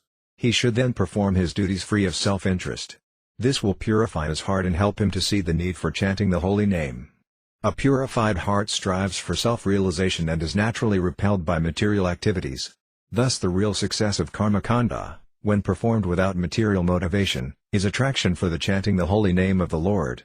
Pious results that a Brahmana could not accrue anywhere in the entire universe are easily obtained by chanting Krishna's name. The supreme position of the chanting of the holy name cannot be diminished by the envious statements of stubborn karmas and jnanis. Simply by namabhasa chanting one gains all the results of the paths of karma and jnana. So if mere namabhasa offers such wonderful results, then surely the pure name will offer so much more, unlimitedly. Therefore, whatever results the scriptures say are gained from chanting are easily obtainable by the devotee who is attached to the pure name. There is no point in objecting to what the Lord himself has wrought. One who doubts this fact is a sinner who is doomed because of committing namaparada. All the revealed scriptures, the Vedas, Ramayana, Mahabharata, the Puranas and others are filled with glorifications of the super-excellence of the holy name. What can the person who blatantly disregards this evidence expect? He is simply abominable. The holy name and the Lord himself are the same. Krishna personally positioned the chanting of his holy name at the very top of all auspicious activities. He is fully independent, autocratic and omnipotent. All processes have come into force due to his energy. He invested Karmakanda with his material energy, and Jnanakanda with his impersonal energy. Krishna then invested of his own accord his entire personal potency in the syllables of his holy name. There is no point in objecting to these arrangements. An intelligent person will therefore carefully avoid offending the all-powerful name of the Lord. The remedy for the Arthavada offense: if this namaparada is somehow committed, the offender has to go humbly to the assembly of Vaisnavas and attentively listen to the narrations of the pastimes and qualities of the Supreme Lord from the lips of a pure devotee. Full of remorse, the offender must admit his transgression against the holy name and beg forgiveness from the Vaisnavas. The Vaisnavas are realized in the glories of the name, and they will mercifully deliver the offender from his sins by embracing him. The offender, now purified, will be protected from further onslaughts of Maya. If a devotee meets or even just sees the face of an unrepentant doubter of the power of the holy name, he should immediately plunge himself, fully clothed, into the Ganges for purification. If the Ganges is not nearby, he should bathe in some other pure water. In the event that this also is not possible, he should purify himself by bathing mentally. One who takes shelter of the mercy of Krishna's dear companion, his flute, will be adorned by the glory of Hari Nyama Cintamani. Chapter 9. To commit sin on the strength of chanting the holy name, Namna Balad Yazyahi Papa Buddhi, is the sixth offense. All glories to Sri Gadadhara Pandit and Lord Sri Gauranga. All glories to Lord Nityananda, the life of Srimati Janavati Devi. All glories to Sri Advaita Acharya and Mother Sita. All glories to Srila Srivas Pandit and all the devotees of Lord Chaitanya. Chanting destroys all anarthas. Srila Haridasa Thakura continued by explaining that the holy name is eternally situated in pure goodness. Those jivas who take shelter of Krishna's holy name are most fortunate, because chanting soon removes the anarthas from their hearts. Consequently, hridayata balyam, weakness of heart, disappears. As faith in the Lord's holy name becomes firm, the propensity to sin is totally extirpated. All previous sins are then dissolved, and the heart shines with positive purity. Sinful activities sprout from the seeds of sinful desire in the heart, and the sinful desire seeds are rooted in ignorance. These three, ignorance, the seeds of sin, are the source of all suffering for the conditioned soul. Not being able to bear the sufferings of his dependent parts and parcels, the Lord in his infinite compassion gives them help through the process of bhakti yoga, by which the lust to enjoy the senses is driven from their hearts. As one practices bhakti, he finds materialistic endeavor to enjoy wealth and women repulsive. He follows the path of righteousness, being satisfied in his service to the Lord. He accepts only what is favorable for executing devotional service and rejects that which is unfavorable. He has absolute conviction in all situations that Lord Krishna is his protector, savior and maintainer. He is free from attachments to the body and the notions of me and mine. In a humble state of mind, he constantly chants the holy name of the Lord. Such a person is never again inclined to sinful activities. Previous sin and its faint residue are also destroyed. Chanting gradually diminishes the propensity to sin and simultaneously purifies the consciousness. As the inclination to commit sinful activities vanishes, taste for the holy name appears, though a faint residue of previous sinful activity still lingers on in the consciousness. The receding sinful reactions leave an odor of sinful habit, propaganda, but the chanter's contact with the name engenders a strength of willpower and a purity of mind that overcomes this clinging smell of sin. Lord Krishna promised Arjuna that his devotees will never be in danger of destruction. If there are reverses, he personally comes to his devotees' rescue. The devotees' sins are annihilated by the Lord's mercy alone. The empirical philosopher or jnani may subdue his sins with great efforts and penance, but as soon as he leaves or denies the shelter of Lord Krishna's lotus feet, he immediately falls down. The scriptures testify that whoever simply embraces the Lord's protection is an elevated soul, and his progress will never be impeded by obstacles.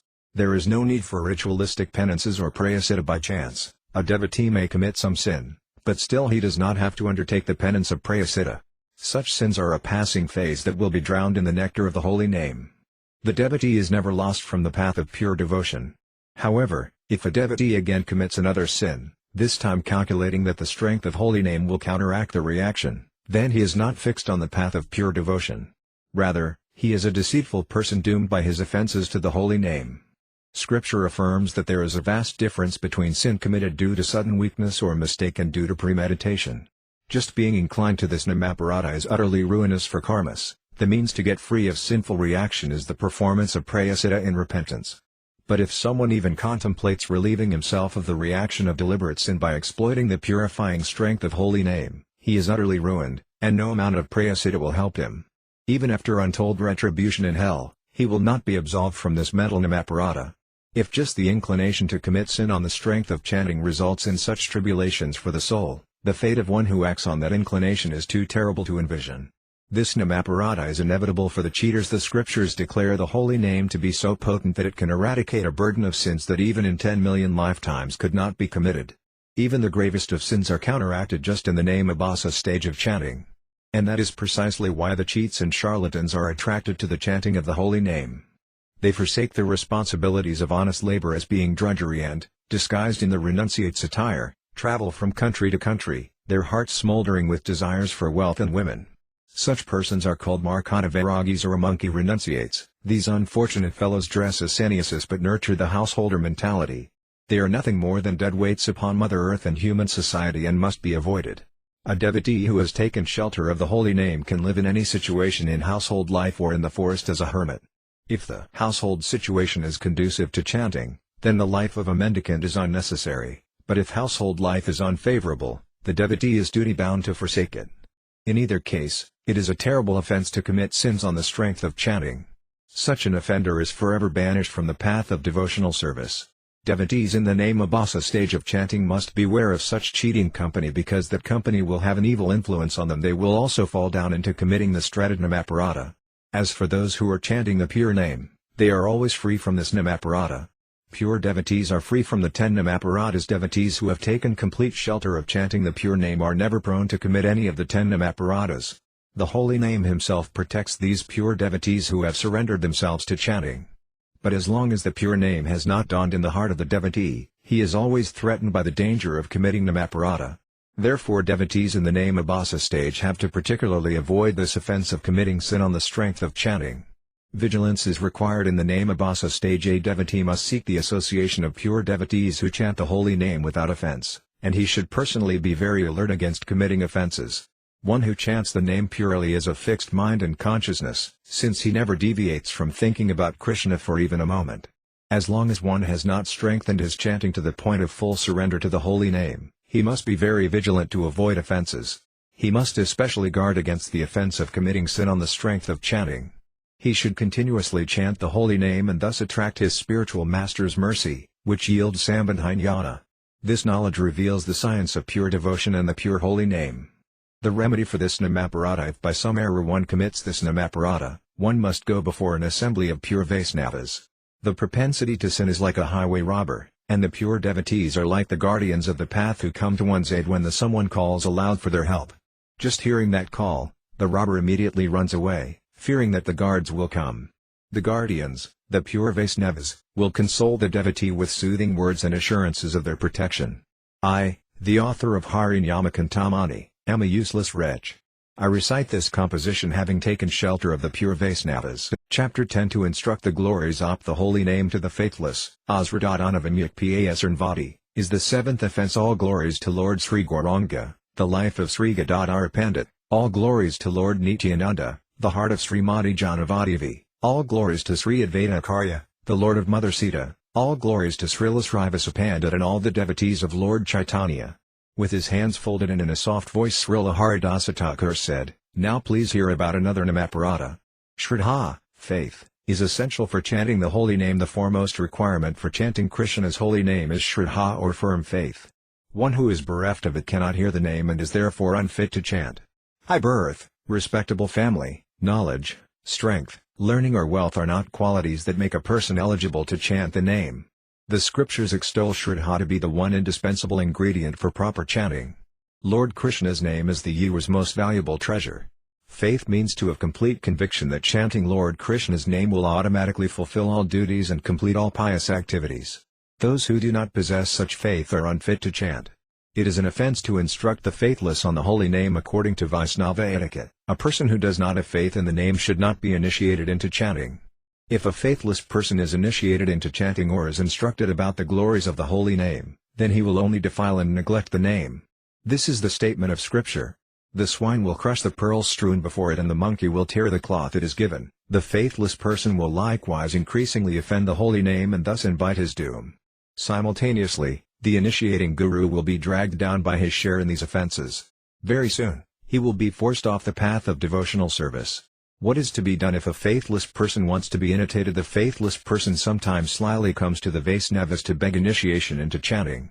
The devotee should see through this pretentious cheating and refuse him initiation.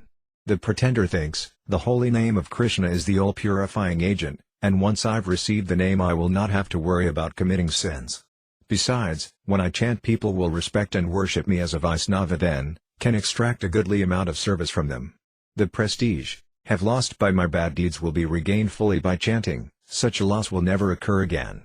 I shall at last become very happy in material life, etc. The devotee should demand of the pretender his full renunciation of dishonesty.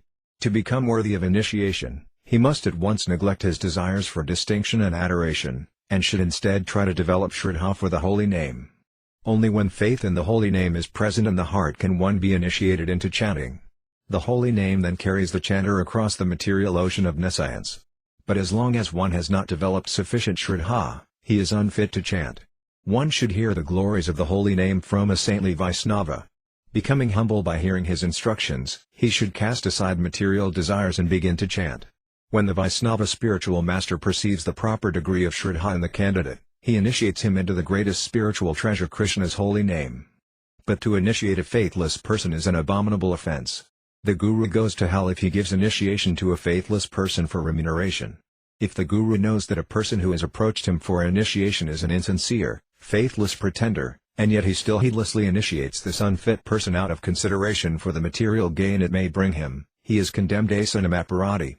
If the guru was unable to make a correct assessment and gave the candidate initiation only to later discover that he is a pretender, he must make immediate redress for his mistake. The remedy for this namaparada, if it was due to inadvertence and lack of experience that the mistake of instructing and initiating a faithless person occurred, the initiating spiritual master should be filled with fear and remorse. He has to publicize his offense before the Vaisnava community and reject that insincere disciple, excommunicating him.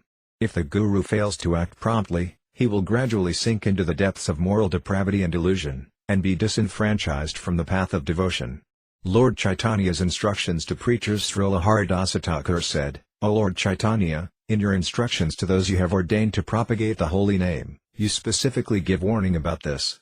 Preachers may instruct the glories of the holy name only to the Shraddhavan, persons with Shraddha. This the way by which the whole world will be inundated with the chanting of the holy name. With loud congregational chanting, the holy name is to be propagated widely among the masses. Those who are faithful will come forward and choose a bona fide spiritual master, receiving instructions and initiation in the name from him.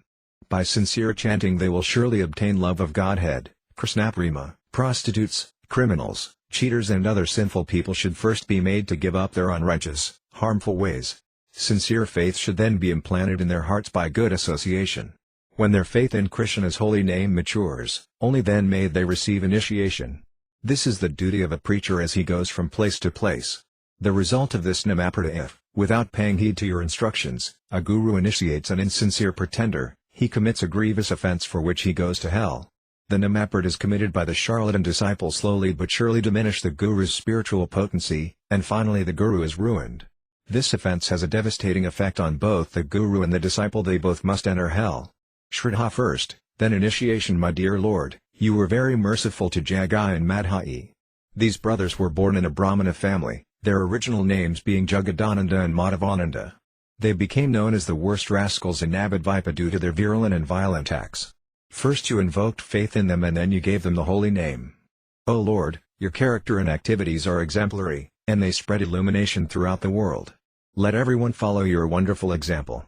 Those who are servants of the Vaisnavas are entitled to wear the precious gem of this Harinyama Cintamani. Chapter 11. To equate chanting with other pious activities, Dharma Vradityaga Hutati, is the eighth offense. All glories to Lord Gorakandra, the Avatara who delivers the holy name. All glories to the holy name, the essence of all Vedic conclusions. Srila Haridasa Thakur continued, O Lord, other pious activities can never be equal to chanting the name. The original form of the holy name, the Supreme Lord, is like a transcendental sun whose potency is unlimited, ever pure and all-pervading consciousness. All his endless expansions exhibit this absolute transcendental consciousness, as do his name, abode, and pastimes. Unlike forms of inert matter which are separate from their names, his direct names are not different from him. Descending from Goloka, having been summoned by the chanting of the pure devotee, the holy name enters that devotee's soul. The pure name then emanates out of the soul and permeates his entire body, dancing on the tip of his tongue. One who chants understanding this is actually chanting the holy name, but one who nourishes a material concept of the name is drowned in despondency and suffers eternally in hell. A devotee should never see the face of such an offender. The scriptures declare Lord Krishna to be the only object of research for seekers of the absolute truth. According to their abilities, different researchers adopted their own means to find that one goal. Thus different paths like karma, jnana and bhakti are delineated. Those who are attached to gross materialism are recommended the path of karma for purification. For souls attracted to the illusionism of Maya, the suggested path is the cultivation of monistic philosophy. But for all jivas, pure devotional service is the best and most suitable. What is subha karma? Persons pursuing mundane existence take to the worship of the Supreme Lord out of fear of death. The Lord's lotus feet are the perfect shelter, free from all anxiety, and are the only means to cross over the ocean of nescience. But when the process to obtain the protection of the Lord becomes colored by material motives, then the process itself becomes mundane. Even though it is the Lord who is being worshipped, because the process of worship is mundane, the worship becomes materially pious activity or subha karma. Subha karma includes altruistic work, fire sacrifices, ablutions, charity, yoga, the practice of varnasrama dharma, pilgrimages, vows, offerings to forefathers, meditation, cultivation of empirical knowledge, propitiation of demigods, penances, austerities, etc. All these activities are means to mundane objectives. But after a long period of practice of subha karma, the performer gradually obtains the real goal of all his endeavors, the shelter of the lotus feet of the Supreme Lord. At this juncture, he must abandon the temporary ways of subha karma, for he now knows the genuine essence of all religious duties, bhakti, devotion to the Lord. Subha karma is indeed a viable path for conditioned souls to attain the ultimate goal, love of Godhead. Yet one fact must be clearly stated: reaching perfection through subha karma is a time-consuming affair. The ultimate objective is Krishnaprema, which is fully spiritual, but on the subha karma path, the means to attain it is mundane. Thus there is a gulf of difference between the means and the objective. Footnote 1 by Bhaktivinoda. The evolution of the yuva from mundane religiosity to Krishna consciousness is the master plan of providence, which impels the yuva to aspire for perfection. The conditioned souls cannot exist without contacting matter. All their thoughts and activities are intimately woven into the fabric of materialism. Pious activities, subha karma, provide a means for the yuva to approach pure devotion through skillful efforts of material contact. Simultaneously, this contact with matter gives rise to discontent and suffering. Therefore, To achieve a bliss of Krishna consciousness, in the end the Jiva must give up subhakarma. End of footnote 1. Chanting the holy name is not subhakarma out of his causeless compassion. The Supreme Lord incarnated as the holy name, making himself immediately available to the jivas. Thus the holy name is accepted by the intelligent and righteous jivas as their only means of perfection. The scriptures recommend chanting the Lord's name as the most effective process of obtaining the supreme goal, but some persons understand this to mean that chanting is one of many subhakarmas. This misconception is similar to Lord Vishnu being seen as just another demigod like Shiva or Brahma. The holy name is fully spiritual and transcendental to material nature. It is untainted by matter. Though the Jiva is likewise spiritual, he thinks himself material due to gross ignorance. Consequently, he thinks that everything, including the holy name of the Lord, is also material. Thus the chanting of Lord Krishna's holy name came to be categorized as subhakarma, and the jivas with Mayavadi leanings are convinced that this is right and proper. But those who adhere to this view are excluded from the path of devotional service. The holy name is both the means and the end. The holy name is the repository of spiritual bliss. He has descended to this material world to be the means by which he, the summum bonum of bhakti, is attained. The scriptures eulogize his divine glories, for Krishna's name is both the means to prema and prema itself. According to the individual jiva's degree of spiritual perfection, he considers the Lord's holy name to be either the means or the end. As long as one has not attained full Krishna consciousness, the name appears as the means to reach that goal. Subhakarma is the secondary means, the holy name is the primary means. There are two means to the supreme goal, primary and secondary. Subhakarma is the secondary means and the Lord's holy name is the primary means. Though the holy name is counted as a means, it is nevertheless eternally the principal means. Once this point is clearly understood, the differences between the holy name and subhakarma will be clearly seen. The scriptural verdict is that the holy name is the essence of spiritual bliss, and is thus incomparable to any other subhakarma. One who chants purely experiences how the insurpassable joy of the Lord and his pastimes enters the heart and makes it soar with sublime delight. Such is the nature of the holy name of Krishna. The joy of Sujamukshi is insignificant. Even the bliss of self-realization through jnana or yoga cannot be compared to that of chanting the holy name, for the state of joy and impersonal liberation is merely the cessation of material suffering. The wonderful quality of the holy name is that during the sadhana, practice, period it is the means, and in the perfected stage, it is the ultimate goal. Even while being utilized as the means, the holy name remains always the goal. This cannot be said of other subhakarmas, which are all mundane activities. The holy name is purely spiritual, being self-manifested from the realm of Suttasattva. Even during the practice of sadhana, the holy name is situated in pure goodness. The sadhaka's imperfections and anarthas only seem to color it. The holy name must be chanted in the association of devotees, then all the material inebrities and anarthas disappear, being replaced by the pure name of Krishna. The practice of subhakarma must be discarded upon attainment of the shelter of the ultimate destination. But chanters have never to give up the holy name. They simply chant the pure name in the perfected stage. The Lord's holy name is diametrically opposite in nature to mundane subhakarma activities. In the sadhana stage, the devotee should, by the grace of his spiritual master and on the basis of Vedic proofs, comprehend the difference between the holy name and subhakarma. Footnote 2 by Bhaktivinoda, Shraddha, when sufficiently mature, brings one to the association of devotees. In that association, one begins devotional service. The heart is cleansed of all anattas by chanting the holy name of the Lord. As muchas the heart is cleansed of anarthas, to that degree the chanting becomes pure. Progressively, one is fixed in devotion and develops taste for the holy name. The knowledge of these developmental stages must be preliminarily understood and believed in by the sadhaka through the grace of his spiritual master. Otherwise, his anarthas will multiply due to his committing namaparada. But with this proper understanding and faith, the pure name manifests very quickly. Vertical bar and a footnote 2. The remedy for this namaparada of equating the holy name with subhakarma is committed because of sinful activities, especially the sin of offending the devotees of the Lord. Immediate countermeasures must be undertaken, because as a result of these offenses, the jiva acquires the perverted Mayavadi understanding of the holy name. Only the association of devotees can exculpate such offenses. To rid himself of this namaparada, one must approach a householder Vaisnava who originally came from a very low caste. This is to stamp out any false understandings of designation and caste distinctions. The offender should then smear all over his own body, with great respect and faith, the dust of the feet of that Vaisnava. He must also eat the remnants of this Vaisnava's food and drink the water that washed his feet. In this way, The proper attitude towards the pure name will again develop within the offender's heart. The whole world sings of how Kalidasa was saved from this namaparada by the mercy of the Lord. Srila Haridasa Thakura's attachment to the holy name. My dear Lord, my consciousness is thoroughly mundane. Though I mouth the names of the Lord, I am too unfortunate to experience their transcendental touchstone qualities. O Lord, beg you to please appear as the holy name and dance on my tongue. Fall at your lotus feet and pray. If you like, you can keep me in this material world or place me in the spiritual sky. Whatever desire is yours, you are free to fulfill, but please let me taste the divine nectar of Krishna's holy name. You have descended amongst the conditioned souls to distribute the holy name, so kindly also consider me, an insignificant jiva. I'm a fallen soul and you are the savior of the fallen. Let this be our eternal relationship. O Savior, on the strength of this relationship, I'm begging from you the nectar of the holy name.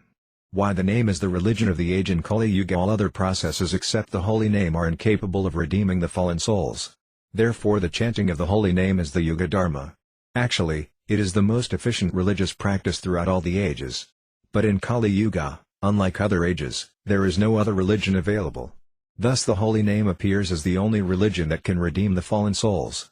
Only one who is blessed with loving devotion as the servant of Srila Haridasa Thakura, and who thinks himself devoid of qualification, is fit to recite this Harinyama Cintamani, chapter 12 to chant inattentively. Pramada is the ninth offense. All glories to Sri Chaitanya Mahaprabhu and all his devotees, by their causeless grace alone, perform congregational chanting of the holy name of the Lord.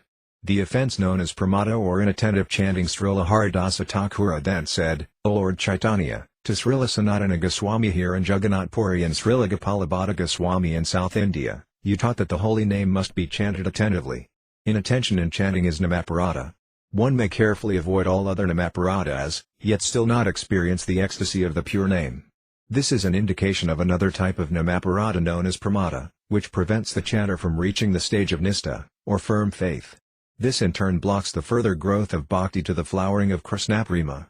Three kinds of inattention. Pramada means madness, but inattention and carelessness are also synonyms of this word. Inattentive chanting sows the seeds of anarthas which soon develop in the heart. Inattention is of three kinds. The first is called adasanya, or apathetic devotional service, meaning a lack of fixed resolve in sadhana. The second type is jadya, laziness or even inertia. The third kind is viskepa, which means distraction or misplacing one's attention in engagements other than sadhana bhakti.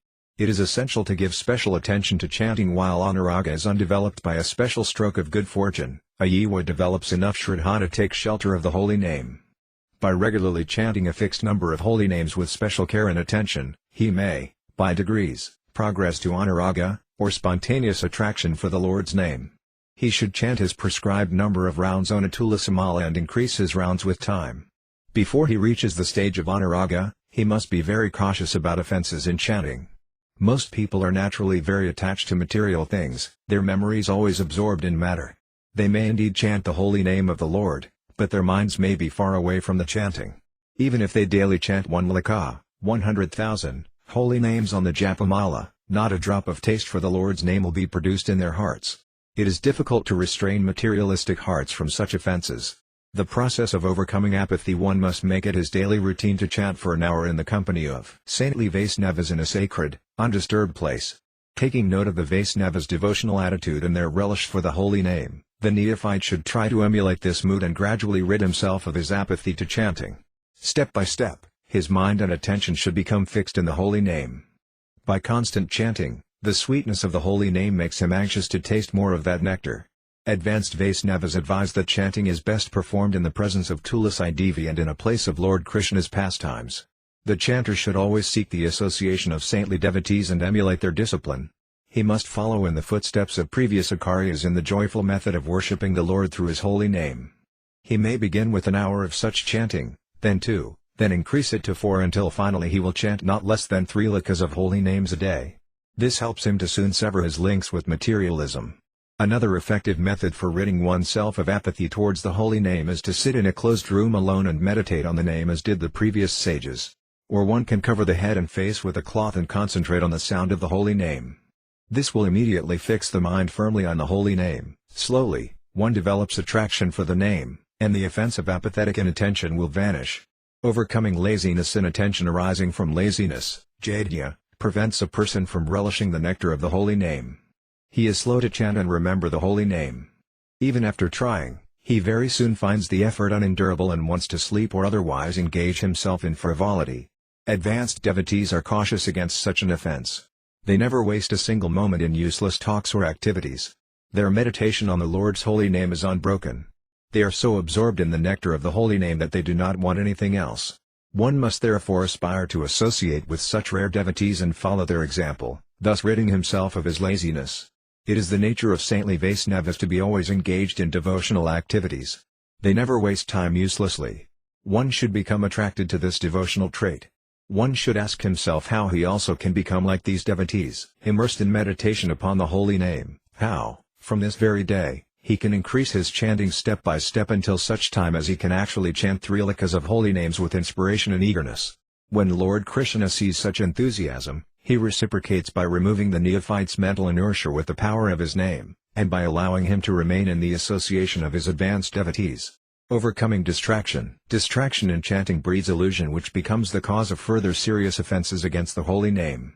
This illusion, difficult to overcome, engenders attraction to wealth, women, position, success and the cheating propensity. When these attractions cover the heart, the neophyte becomes neglectful of the chanting of the holy name. One must make a constant effort to try and drive such attractions away from the mind by diligently following the ways of Vaishnava culture. This will bring back his good fortune. For instance, he should nicely observe the Ekadashi vows, the appearance days of the Lord and other such important festival days. He should spend the entire festival day and night chanting and singing the glories of the Lord in association of saintly devotees. The ideal way to observe these festivals is to be in one of the Dhammas, Navadvipa, Vrindavana, Puri etc., with sadhus, pure devotees in the line of Srila Rupa Goswami, reading and discussing Sastra, Vedic literatures like Bhagavad Gita, Srimad Bhagavatam and other Vaishnava scriptures. He should wholeheartedly participate in the festival programs without anxiety and hesitation. These festivals will rekindle the dying spark of spiritual taste. Thus he will be attracted to the pastimes of the Supreme Lord. Tasting the superior flavor of pure Krishna consciousness, he will naturally be disgusted by his inferior material attachments. He will be enraptured by sweet songs of the Lord's pastimes sung by the devotees, and his ears will fill up with nectar that dislodges his mind from matter and fixes it upon the holy name again. The devotee can then chant steadily in a joyous and peaceful mood. Good advice for chanters: one must diligently complete the chanting of the daily prescribed number of holy names according to one's vow. But another kind of distraction occurs when one is too eager to complete the fixed number of holy names even at the sacrifice of quality. One must therefore always ensure that he chants his rounds sincerely. Also, one should better improve the quality of his chanting rather than try to increase his daily number of rounds for show. The name of the Lord should always be pronounced distinctly. Only by the grace of the Lord can this be achieved. Thus one should pray to the Lord that he never falls victim to the wiles of the illusion of distraction, and that he can continue to taste the full nectar of the holy name. The secret to success is humility. The devotee should make it a regular practice to spend a little time alone in a quiet place and concentrate deeply on the holy name. He should utter and hear the name distinctly.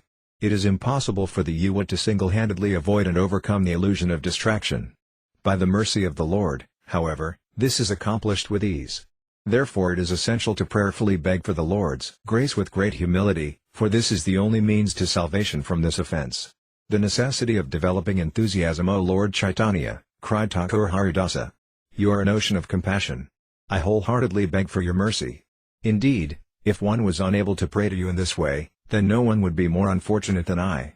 Those who attempt to take up devotional service on the merits of their individual intelligence and mental expertise will find that all their endeavors are fruitless.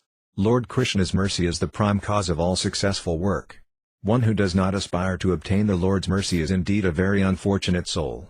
A note about the vow of Nirbandha. Srila Haridasa Thakura advised that we concentrate deeply on the holy name of Krishna. Lord Chaitanya's teachings on this matter are found in the Chaitanya Bhagavata, Madhya 23.650, Hare Krishna Krishna Krishna Hare Rama Rama Rama Hare.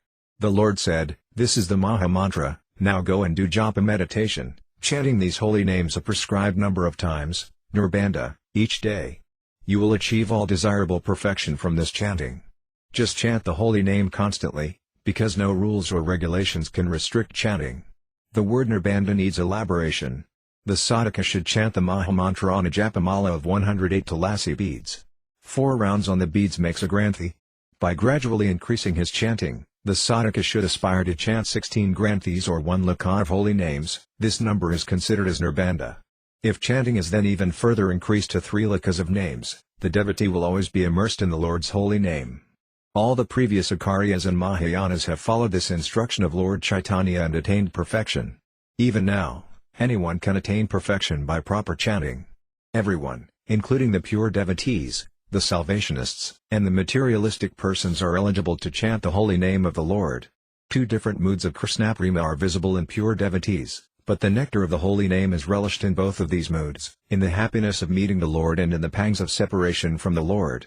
One who wears the gem of Harinyama Cintamani as a crown upon his head will certainly find shelter at Srila Haridasa Thakura's lotus feet. Chapter 13 To maintain material attachments of me and mine is the 10th offense. All glories to Sri Gadadhara Pandit and Lord Sri Gauranga. All glories to Lord Nityananda, the life and soul of Srimati Bhagavati Devi. All glories to Sri Advaita Acharya, the Lord of Mother Sita. All glories to all the devotees of Lord Chaitanya.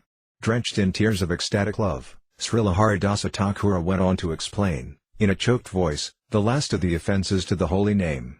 My Lord, this last namaparada is the worst kind of offense. Its presence stops the flow Krishnaprema. Even after having taken spiritual initiation, most materially attached persons cannot fully give up bodily designations. They maintain a me and mine mentality that sidetracks them from the path of devotion. Bodily designations, for example Lama Brahmana, Lam Vaisnava, I am king, or Lama rich man, and possessiveness, for example this is my position, wealth, son, grandson and so on, symptomize immaturity of realization and are deterrents to proper cultivation of devotional service. This is a terrible offense that is only gotten rid of when one surrenders to the holy name. The necessity and symptoms of surrender to the holy name. Having given up first 9 namaparadas, every devotee must surrender completely to the holy name. According to the scriptures, the process of surrender, saranagati, has 6 limbs. It is impossible to explain them in detail here, but briefly they are as follows. The vow to accept everything favorable for the execution of devotional service, likewise, to reject anything unfavorable, to be convinced that Lord Krishna will always give protection, to depend wholly on Krishna for everything, to always feel meek and humble, and to throw oneself at Lord Krishna's lotus feet in full self-surrender. These are the 6 limbs of surrender. Devotional service is possible only while alive. Hence one must accept that which keeps the body and soul together, and not more. Life must be molded to facilitate devotional service. Therefore one should develop a taste for objects that are connected to Lord Krishna.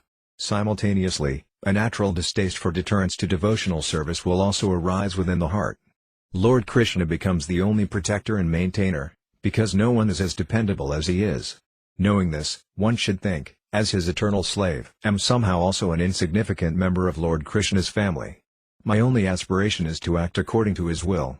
One must then drop all false designations like Brahmana, Sudra, father, husband, king, subject, master, donor, maintainer, and attachments to money, body, sons, wife etc. Instead, one should enter the mood of the paraphernalia of Lord Krishna, thinking, he is the real master and Lord, and his will is imperative. Am ready to act only to fulfill Lord Krishna's desire and will not even think about my own wishes. Will adjust my household affairs for the Lord's satisfaction. By his wish I will cross the material ocean. Only by his desire will one feel genuine compassion for the suffering souls. In times of both joy and sorrow I remain eternally Lord Krishna's servitor. My moments of material enjoyment and my moods of renunciation are experienced only due to the Lord's will. When these feelings arise spontaneously, one achieves the stage of Atmanivedana, surrender of the soul. The consequences of not surrendering: one unable to accept the 6 limbs of surrender is a prisoner of false ego who always thinks in terms of me and mine. He proudly declares, Lamb the master here. This household and family belong to me. The fruits of work are mine by right of labor, and, am their enjoyer, whether they be bitter or sweet. Am my own protector and maintainer. This woman is my wife, here is my brother, he is my son. By the sweat of my brow, earn my own living, and success is the reward of my endeavors. Intoxicated with such egoism, these materialistic persons overestimate their own ability and intelligence. Scientists propagate their theories and develop technology to flaunt their denial of God. Among atheists, these are the worst demons. They take credit for the so-called advancement of scientific technology and for the material comfort it brings. But factually, it all happens by the Lord's will. This they completely fail to see. When the atheists hear the glories of the holy name, they disbelieve them. Yet sometimes even they utter Krishna's holy name due to the pressure of social custom. But since this kind of chanting is bereft of faith, they never experience bliss. Such are the stereotyped ways of cheaters who make a mere show of religion. By repeating Krishna's name, even though in neglect, they earn a little piety, but they are deprived of the actual result of chanting, pure love of Godhead. The cause of their offensiveness is material engrossment. They are so captivated by the illusory potency that they are blinded, and it is extremely difficult for them to get free of their offensive condition. Only one who acquires a taste for pure devotional service becomes disgusted with material life. Leaving it, he takes full shelter of the holy name. How to rid oneself of this offense? Leaving aside all material attachments and accepting voluntary poverty, one should humbly worship Lord Krishna's lotus feet, taking full shelter of the chanting of the holy name. He should aspire for the association of devotees and serve them without material desires. Gradually his heart will become impregnated with attraction for the holy name. The egoistic mentality of me and mine will disappear and he will surmount the ocean of material nescience. By hearing the glories of the holy name, the last traces of false ego will dissipate, and the symptoms of a pure devotee will then blossom in his heart, and he will take to the 6 processes of surrender. He who finds complete shelter in the holy name is a great soul, for he becomes the recipient of the great treasure of Krishnaprema. The symptoms of one who is free from the 10 apparatus in being warned to avoid the 10 offenses to the holy name of the Lord, one is actually being ordered to positively implement the specific saintly qualities that render these apparatus impossible.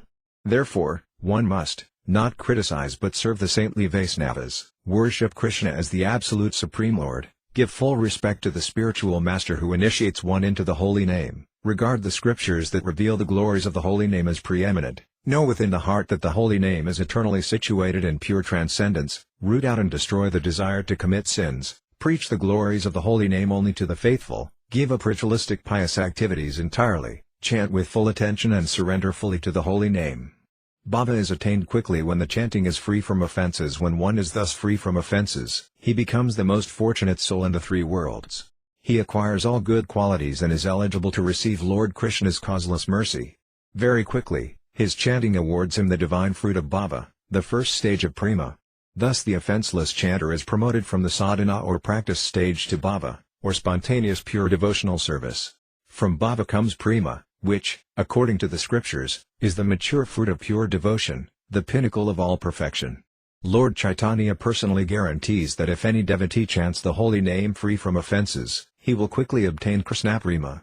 Pure bhakti is priceless. Other attainments are imitation. If one continues to chant with offenses, then in spite of many endeavors, he will never attain pure devotion. The fruit of worker or karmi enjoys heavenly bliss through karma, the ani obtains liberation as a result of empirical knowledge, but pure devotion to Krishna and Krishnaprema, which is very rarely attained, is had only through the proper execution of sadhana bhakti. The bliss of heaven and liberation is compared to mother-of-pearl, the shining inner surface of a pearl oyster shell, and pure bhakti to Krishna is the priceless gem pearl. It is the Jiva's prerogative and the success of his human birth to acquire pure devotion. If one sincerely and expertly practices sadhana bhakti, he very soon receives the seed of pure devotion or prema. The meaning of expert practice is that one avoids the 10 apparatus. One must be greedy for pure bhakti to avoid offending the holy name. If one is sufficiently greedy for obtaining pure devotion, then he will chant free from the 10 offenses. He must diligently avoid each of the offenses with feelings of deep repentance for having ever committed them. He should pray sincerely to the lotus feet of the holy name and chant with determination. Only then will he be blessed with the mercy of the holy name, which will destroy all of his offenses. No other activity or penance can possibly exculpate his offenses. How to stop namaparada offenses to the holy name of the Lord are dissolved only through constant chanting. When they are so destroyed, they can never reappear. Constant chanting means, apart from a minimal time for rest and other bare physical necessities, that one should chant throughout all hours of the day with intense contrition. No other penance or ritual is as effective as this. When the offenses are destroyed, the pure holy name blossoms within the heart. The pure name of Krishna delivers bhava and finally prema. Srila Haridasa Thakura concluded, O Lord Chaitanya, one humbly pray at your lotus feet that the 10 offenses in chanting the holy name of the Lord never find a place in my heart. Please kindly grant that first of may remain submerged in the nectar of the pure name. Bhaktivinoda the servant of the devotees, is able to recite Hari Nyama Cintamani in great delight only on the strength of Srila Haridasa Thakura's causeless mercy. Chapter 14 Offences in Devotional Service, Savaparada. All glories to Sri Gadadhara Pandit and Lord Sri Gauranga. All glories to Lord Nityananda, the life and soul of Srimati Bhagavati Devi. All glories to Mother Sita and Sri Advaita Acharya. All glories to Srila Srivasa Pandit and all the devotees of Lord Chaitanya. Srila Haridasa Thakura as Namakarya. Lord Chaitanya said, "My dear devotee Haridasa, the conditioned souls of Kali Yuga will greatly benefit from this elaborate explanation of the offences against the holy name that you have given. You are indeed a great spiritual master and acharya." Srila Haridasa Thakura as Namacharya, or the foremost spiritual authority on the chanting of the holy name of Krishna. He practiced everything he preached. He taught the jivas about Sadanama, name Abhasa, and the glories of Krishna's name. He also instructed how one may stop committing namaparada, all this by his own example. Lord Chaitanya continued, "I much relished your dissertation on the holy name. As an acharya, you are exemplary, and as a preacher, you are profound. You are always ornamented by the priceless gem of the Lord's pure holy name. Ramananda Raya taught me the sublime science of transcendental mellows, and now you have revealed the glories of the holy name. Kindly tell me something about the different kinds of offences made in the execution of devotional service to the deity." Srila Haridasa Thakura replied, "You are asking about a subject that is known to a servant of the deity. All my time is taken up in serving the holy name. Don't know how to reply, yet cannot disregard your instruction. Will speak whatever you make me say." Varieties of Savaparada offences in devotional service, Savaparada, are numerous. In some scriptures, 32 such offences are listed, and in others, 50. By definition, Savaparada is always related to deity worship. Learned devotees identify 4 classifications of Savaparada, which are, those pertaining to persons engaged in deity worship, those pertaining to the installation of deities, those pertaining to persons taking darsana of the deity in the temple, and those that generally apply in all cases. 32 Savaparadas. The list of 32 offences in deity worship is as follows: 1. Entering the temple with shoes on. 2. Alighting from a vehicle before the deity. 3. Not observing the festival days. 4. Forgetting to offer obeisances and prayers to the deity. 5. Offering worship to the deity in an unclean or contaminated state. 6. Offering obeisances on one hand. 7. Circumambulating before the deity. 8. Extending the feet towards the deity or sitting on one's haunches before the deity. 9. Sleeping or reclining in the presence of the deity. 10. Eating before the deity. 11. Speaking lies before the deity. 12. Speaking out loudly before the deity. 13. Talking with others before the deity. 14. Using abusive language before the deity. 15. Giving charity or giving thanks to others before the deity. 16. Quarreling before the deity. 17. Crying, howling or shedding false tears before the deity. 18. Criticizing someone before the deity. 19. Covering oneself with a blanket or quilt before the deity. 20. Praising someone before the deity. 21. Using obscene language before the deity. 22. Belching or passing air before the deity. 23. Offering substandard paraphernalia in the service of the deity in spite of having better. 24. Eating or drinking unoffered food. 25. Not offering seasonal fruits and vegetables. 26. Offering the deity contaminated food, or food first eaten by someone else. 27. Sitting with one's back to the deity. 28. Acting immodestly before the deity, as by sitting directly in front of the deity. 29. Respecting or worshipping someone else before the deity. 30. Not glorifying and offering obeisances to one's spiritual master before the deity. 31. Glorifying oneself before the deity. 32. Slandering the demigods before the deity.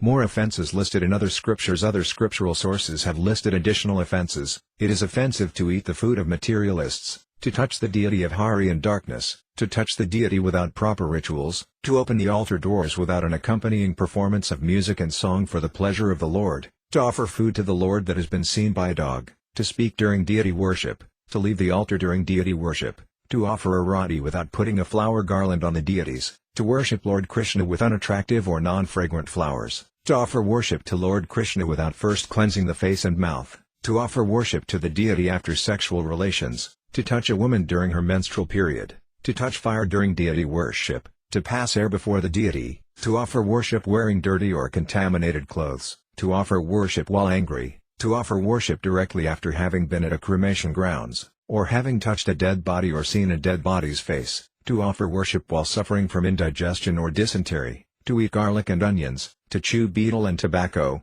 to touch the deity after having had a massage with oil, to offer flowers from an unclean pot, to worship at an inauspicious time, to worship while sitting on the bare floor, to touch the Lord with the left hand while bathing the deity, to offer old or already offered fruits or flowers, to boast during worshipping, to spit habitually, to worship the deity after having applied smudged or horizontal, i.e. threeland, tilaka, to enter temple without washing the feet, to offer the deity food cooked by a non-Vaisnava, to do puja in front of a non-Vaisnava, to not worship Visvaksena, in place of Ganesha, before the puja, to see or speak to a Shiva or Durga worshipper, to bathe the deity with water touched by the fingernails, to use water for worship into which sweat has fallen, to make oaths before the deity, to step over the deity's prasada.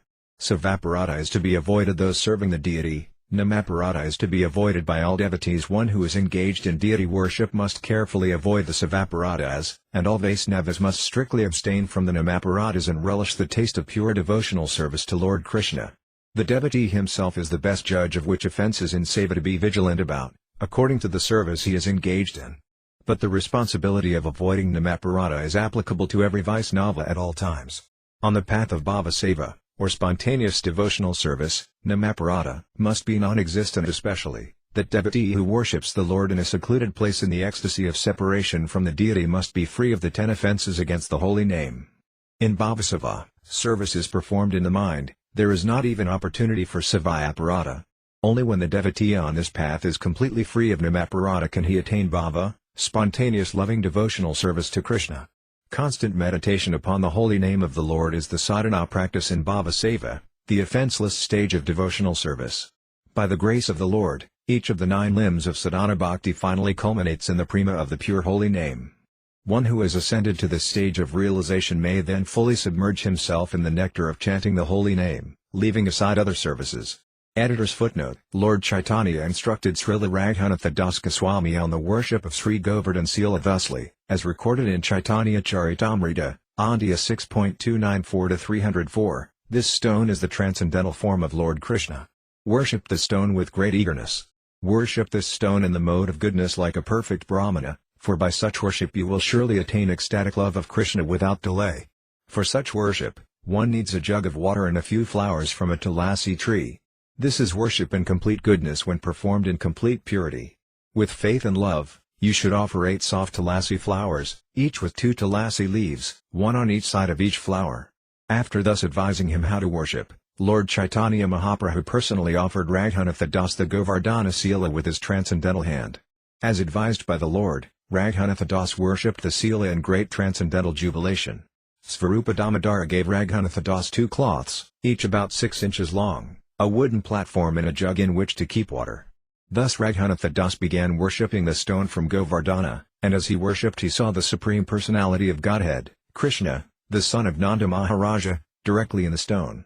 Thinking of how he had received the Govardhana Sila directly from the hands of Sri Chaitanya Mahaprabhu, Raghunatha Das was always overflooded with ecstatic love. The amount of transcendental bliss that Raghunatha Das enjoyed simply by offering water and tulasi is impossible to achieve even if one worships the deity with 16 kinds of paraphernalia. After Raghunatha Das had thus worshipped the Govardhana Sila for some time, Svarupa Damodara spoke to him as follows: "Offer the Govardhan stone 8 kaudis worth of the first-class sweetmeats known as kaja and sandesh. If you offer them with faith and love, they will be just like nectar." End of editor's footnote. It is on the strength of Srila Haridas Thakura's instructions that a lowly person without means can recite the Harinam Cintamani. Chapter 15 The Bhayana of Confidential Worship of the Holy Name. Bhayana Pranali. All glories to Sri Gadadhara Pandita and Lord Gauranga. All glories to Lord Nityananda. All glories to Sri Advaita Acharya, the Lord of Mother Sita. All glories to all the devotees of Lord Chaitanya. One who rejects all other processes of elevation and simply immerses himself in the chanting of the holy name is truly a magnanimous soul and is glorious in all respects. Lord Chaitanya said, "My dear Haridasa, simply on the strength of your wonderful devotion, you are conversant with all knowledge. All the Vedic philosophical conclusions about the absolute Godhead, the Yuva, Maya, the pure name of the Lord, Namabhasa and Namaparata are revealed in your speech. It is therefore rightly said that the Vedas gleefully dance upon your tongue. The Lord, fully satisfied with his devotee, now desired to hear the precepts of Namarasa, the rare spiritual science of the sweet mellows of the holy name, from the mouth of Srila Haridasa. Lord Chaitanya continued, "Now please instruct me about Namarasa. How can a Yiva become eligible to receive it?" Srila Haridasa Thakura then prayed at the Lord's lotus feet, submitting with intense prema that whatever he would speak on this subject would be inspired by the Lord himself. The true Rasa in the Vedas, the Supreme Personality of Godhead, is called Rasa. This Rasa, or the nectar of transcendental love, permeates the spiritual kingdom of God. Worldly poets dabble in a Rasa that is totally mundane. Factually, theirs is not Rasa but a perversion of it. The Rasa that is transcendental and ever situated in pure goodness, beyond the jurisdiction of the 24 elements of material nature, is in truth the real Rasa. It is unknown even to the Atmaramas, the self-satisfied mystics who have surpassed material nature but are yet unable to perceive transcendental variegatedness. Rasa is eternal, full of cognizance and ever blissful, ever sheltered at Lord Krishna's lotus feet. The supreme absolute truth exists as Saktaman, or the energetic, and Sakti, or the energy. Qualitatively, Saktaman and Sakti are the same, though differences between the two are to be appreciated. Saktaman is always the supreme controller, willful and independent. Sakti always displays his full and supreme potency. His Sakti or potency manifests in three ways: the Cit potency or the spiritual nature, the Yuva, and Maya or the material nature. The Cit potency reveals the supreme truth, his name, abode, pastimes and beauty. Lord Krishna is that supreme truth. His exquisite dark complexion, Syama, is his beauty. Goloka is his abode and the place of his pastimes. His name, abode, form, qualities and pastimes are ever-existent features of the non-dual spiritual substance, and the display of these transcendental varieties is the function of his Cit potency. Lord Krishna is the original form of all transcendental qualities. His eternal divine nature is his spiritual potency. There is no inherent difference between the form of Krishna and his divine nature. Yet spiritual variety, Rasa, creates an impression of difference, which is exhibited in the spiritual world. Maya Sakshi is the external potency. The reflection of the spiritual potency is called Maya Sakshi, or material nature. She is also known as the external potency. She has produced this material world, or Devadhama, as ordered by Lord Krishna. There are two types of Jiva Sakshi. The marginal region, Tatastha, of the spiritual potency manifests the Yiva Sakti. The Yiva is eternal and inconceivably one with and yet simultaneously different from the Supreme Lord. He is Lord Krishna's spiritual energy and is therefore meant to be part of the transcendental paraphernalia of the Lord's service. There are two categories of Jivas, Nityabata and Nityamukta, or eternally conditioned and eternally liberated souls. The eternally liberated Yiva is entitled to render eternal devotional service. The eternally conditioned Yiva is engrossed in material activities. He can also be said to be of two types, extroverted and introspective. The introspective Nityabata Jivas are searching for the absolute truth. The extroverted Jivas are totally absorbed in the external features of gross matter and thus are far removed from Krishna. They simply want to exploit things meant for Lord Krishna's service for their own enjoyment. The more fortunate and pious Jivas amongst the introspective ones come into contact with devotees and in their association take to the chanting the Lord's holy name, which transports them through the portals of the spiritual world. The less fortunate introspective Jivas are attracted to the paths of karma and jnana, by which they worship various demigods or finally merge into the impersonal Brahman. The flowering of Rasa, the holy name of Lord Krishna, is the bud of the flower of Rasa, which is the essence of pure transcendence. By the grace of Krishna, Rasa is propagated in the material world in the form of his holy name. With the first opening of the bud of the holy name comes the realization of the enchanting Syama-Sundar form of Krishna in Goloka Vrindavan. The Lord's 64 transcendental qualities are like the irresistible fragrance from the partially blossomed flower. When this flower comes into full bloom, it manifests the eternal and confidential pastimes of Lord Krishna known as the Astakaliya Lila, or the eightfold loving affairs of Sri Sri Radha Krishna. And although this manifestation is transcendental, it still appears in the material world. The Bhakti Sakshi latent within the Yuva are the minuscule spiritual potencies of Alada, bliss, and Samvat, knowledge.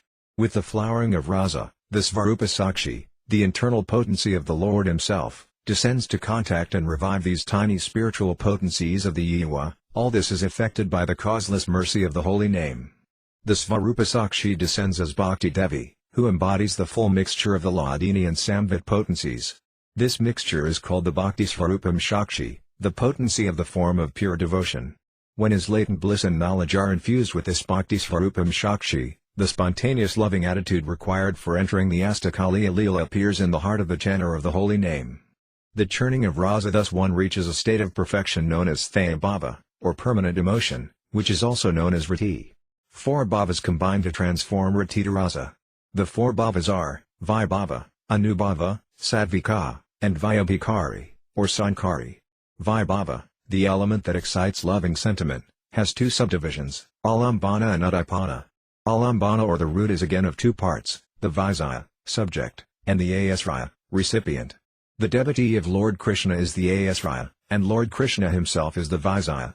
Lord Krishna's transcendental beauty and qualities are known as udipana or the impetus. Thus where there is alambana, the root relationship of the devotee and Krishna, and udipana, the impetus of the realization of Krishna's form and qualities, lila and rasa can occur. Anubhava, the external symptoms of the internal permanent emotion, is what results from vibhava, or the effect of alambana and udipana. When these emotions become more intense, they are transformed into sattvika bhava, loving emotions that cannot be checked. At this same time sankara bhava, emotions that set into motion the progress of rasa, come into play. Rasa is like a machine. Rati, or permanent emotion, is the axle of this machine. Once the machine starts moving by the combined energy of the 4 bhavas, the permanent emotion, sthaya bhava, is then converted into rasa. The devotee, who is the asraya, like a shelter or container, becomes the relisher of that rasa. And that rasa is the vraya rasa or the spiritual mellow of Vrindavan. That rasa is the essence of everything, and is for the jiva the highest goal. The Vedas expound 4 goals, dharma, artha, kama, moksha, but in fact the pinnacle of all these perfections is rasa. The fully realized and perfected beings are entitled to taste that rasa. Elevation via the Hare Krishna Maha Mantra. Amongst the introspective jivas, he who is attracted to pure devotional service is the most evolved. The jiva can take up the path of bhakti only after he has accrued sufficient sukriti or piety from previous births. When such a jiva develops strong faith or shraddha, he comes into contact with a pure devotee spiritual master. By the grace of the spiritual master, he is initiated into the chanting of the Hare Krishna Maha Mantra, the holy names of the divine couple. Though this jiva is blessed with shraddha, his desire for material gain poses an obstacle on his path of progress. The spiritual master graces the jiva with a disciplinary process suitable for overcoming this obstacle. Thus he gains spiritual strength from chanting. Chanting on tulasi beads and meditating on a fixed number of holy names every day is the best form of worship, and will surely lead to success. Therefore, in the beginning, a little time should daily be spent in seclusion for full concentration upon the holy name. In degrees, as chanting increases, a more profound relationship with the holy name is developed, and the material impediments fall away. The path of bhakti features 2 important engagements, one of which is deity worship, the other chanting and meditating upon the holy name. Although both engagements are expedient, chanting and meditating on the holy name is preferred by the more deeply serious devotees. Many elevated pure devotees at times chant aloud the holy names on their beads, and then at other times meditate upon Krishna's pastimes on the beads. The advantage of performing kirtan, or audibly chanting the Maha Mantra on the beads, is that 3 kinds of devotional service, hearing, chanting and remembering, are accomplished simultaneously. Of course, all the 9 limbs of devotional service reside in the holy name. Of them, hearing, chanting and remembering are the best. Chanting automatically manifests the other limbs of devotional service, like Padasavanam, Dasyam, Satyam, Atmanivedanam, and so on. Thus the process of deity worship is automatically accomplished by the devotee surrendered to the holy name. But the devotee attracted to deity worship will have to acquire attraction for hearing and chanting in order to attain complete perfection in Krishna consciousness. Who is eligible to chant the holy name? 3 kinds of jivas are captivated by external material phenomena: the gross materialists, the karmas and the jnanis. They are therefore extroverts, all chasing after false hopes for happiness in the realm of fleeting appearances. The gross materialist endeavors for sensual delights. The karmi aspires for ephemeral heavenly bliss in the hereafter. The jnani is wholly concerned with how to mitigate his existential suffering. After surpassing these stages, the jiva becomes truly introspective, seeking entrance into the realm of the internal spiritual energy. The introspective jivas are divided into 3 categories: kanastha, madhyama, and uttama, neophyte, intermediate, and advanced. The neophyte devotee rejects demigod worship and worships only Krishna, but with certain material motivations due to lack of sambandha jnana. Simple and naive, he is not offensive, he is just self-preoccupied. Therefore, although such neophytes are not considered to be pure Vaisnavas, they are certainly to be accepted as Vaisnava-praya or resembling Vaisnavas. The intermediate or Madhyama devotee is pure and is very firmly situated in faith. The Uttama or advanced devotee is completely indifferent to material things and is fully surrendered to Krishna. The pure name avails himself to those who have exclusive faith in Krishna. Step-by-step advancement in hearing, chanting, and remembering the order of discipline, sadhana krama, for realizing the identity of the holy name with the Lord is as follows. The devotee must in the beginning discard the 10 offenses and simply absorb himself in the holy name by chanting constantly. He should distinctly pronounce the holy name and meditate upon the transcendental sound vibration. When his chanting is steady, clear and blissful, he will be able to meditate upon the Siyama form of the Lord. With chanting beads in hand, he should thus seek out the transcendental form of the holy name, which will appear when his vision is pure. Another method he may employ to see this form is to sit in front of the deities, drink the beautiful sight of the Lord with his eyes and meditate upon the holy name. After reaching the stage where the holy name and the form of the Lord become one, he must then absorb the transcendental qualities of Lord Krishna into his meditation. Thus the holy name and the qualities of Krishna merge to become one through constant chanting. Next, he goes on to practice the remembrance of particular pastimes of the Lord. This remembrance, called mantra-dhyanamaya-upasana, facilitates further absorption into the holy name. This lila smarana or pastime meditation also gradually become one with the holy name, form, and qualities. At this point, the first rays of namarasa, or the transcendental mellow of the holy name, dawn on the horizon of perception. Chanting the name in great delight, the devotee sees Krishna surrounded by cowherd boys and girls under a desire tree at the Yogapita. Progressively, the devotee's practice of lila smarana intensifies to the point where he begins to meditate on the most confidential pastimes of the Lord known as the Astakaliya Lila, or the eightfold pastimes of Radhakrishna. When he reaches maturity in this meditation, rasa rises in full glory. The Svarasiki process of worship Astakaliya Lila Smarana is also known as Svarasiki worship. In this stage of bhajana, one is awarded the opportunity to accordingly serve Krishna in the times and places of his pastimes. Now the devotee realizes the full grace of his spiritual master, who, in his eternal spiritual form, Siddhasvarupa, guides the disciple to a Saki, confidential gopi, who in turn introduces him into the pastimes of the Lord. Of all the gopis, Srimati Radharani, the daughter of King Vrishabhanu, is the most excellent.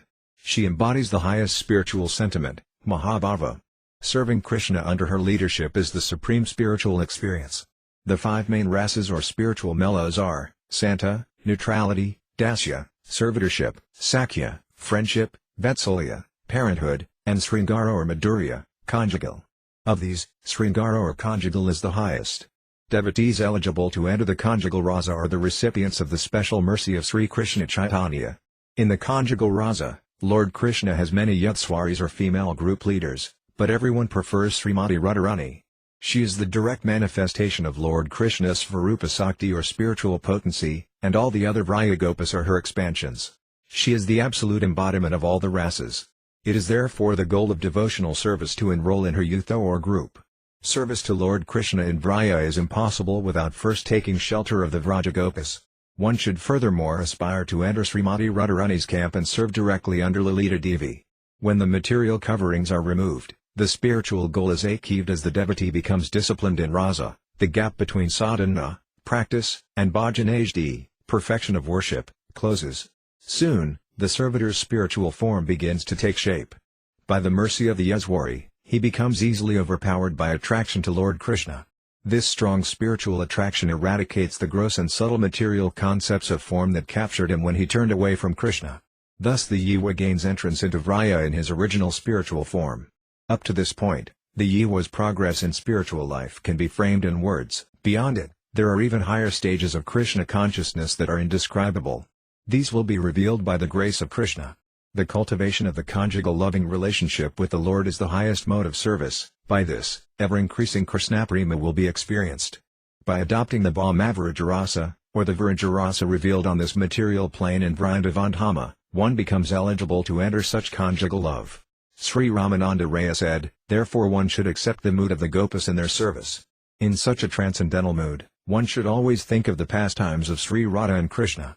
After thinking of Sri Radha Krishna and their pastimes for a long time and after getting completely free from material contamination, one is transferred to the spiritual world. There the devotees attain an opportunity to serve Sri Radha and Krishna as one of the Gopas. Unless one follows in the footsteps of the Gopas, he cannot attain the service of the lotus feet of Krishna, the son of Nanda Maharaja. If one is overcome by knowledge of the Lord's opulence, he cannot attain the Lord's lotus feet even though he is engaged in devotional service. Sri Chaitanya Charitamrita, Madhya 8.228230. Becoming a gopi means, the devotee who is inclined to cultivate the conjugal rasa must accept the form of a gopi under the guidance of a superior Vraja gopi. One can become a gopi when 11 transcendental sentiments adorn the heart.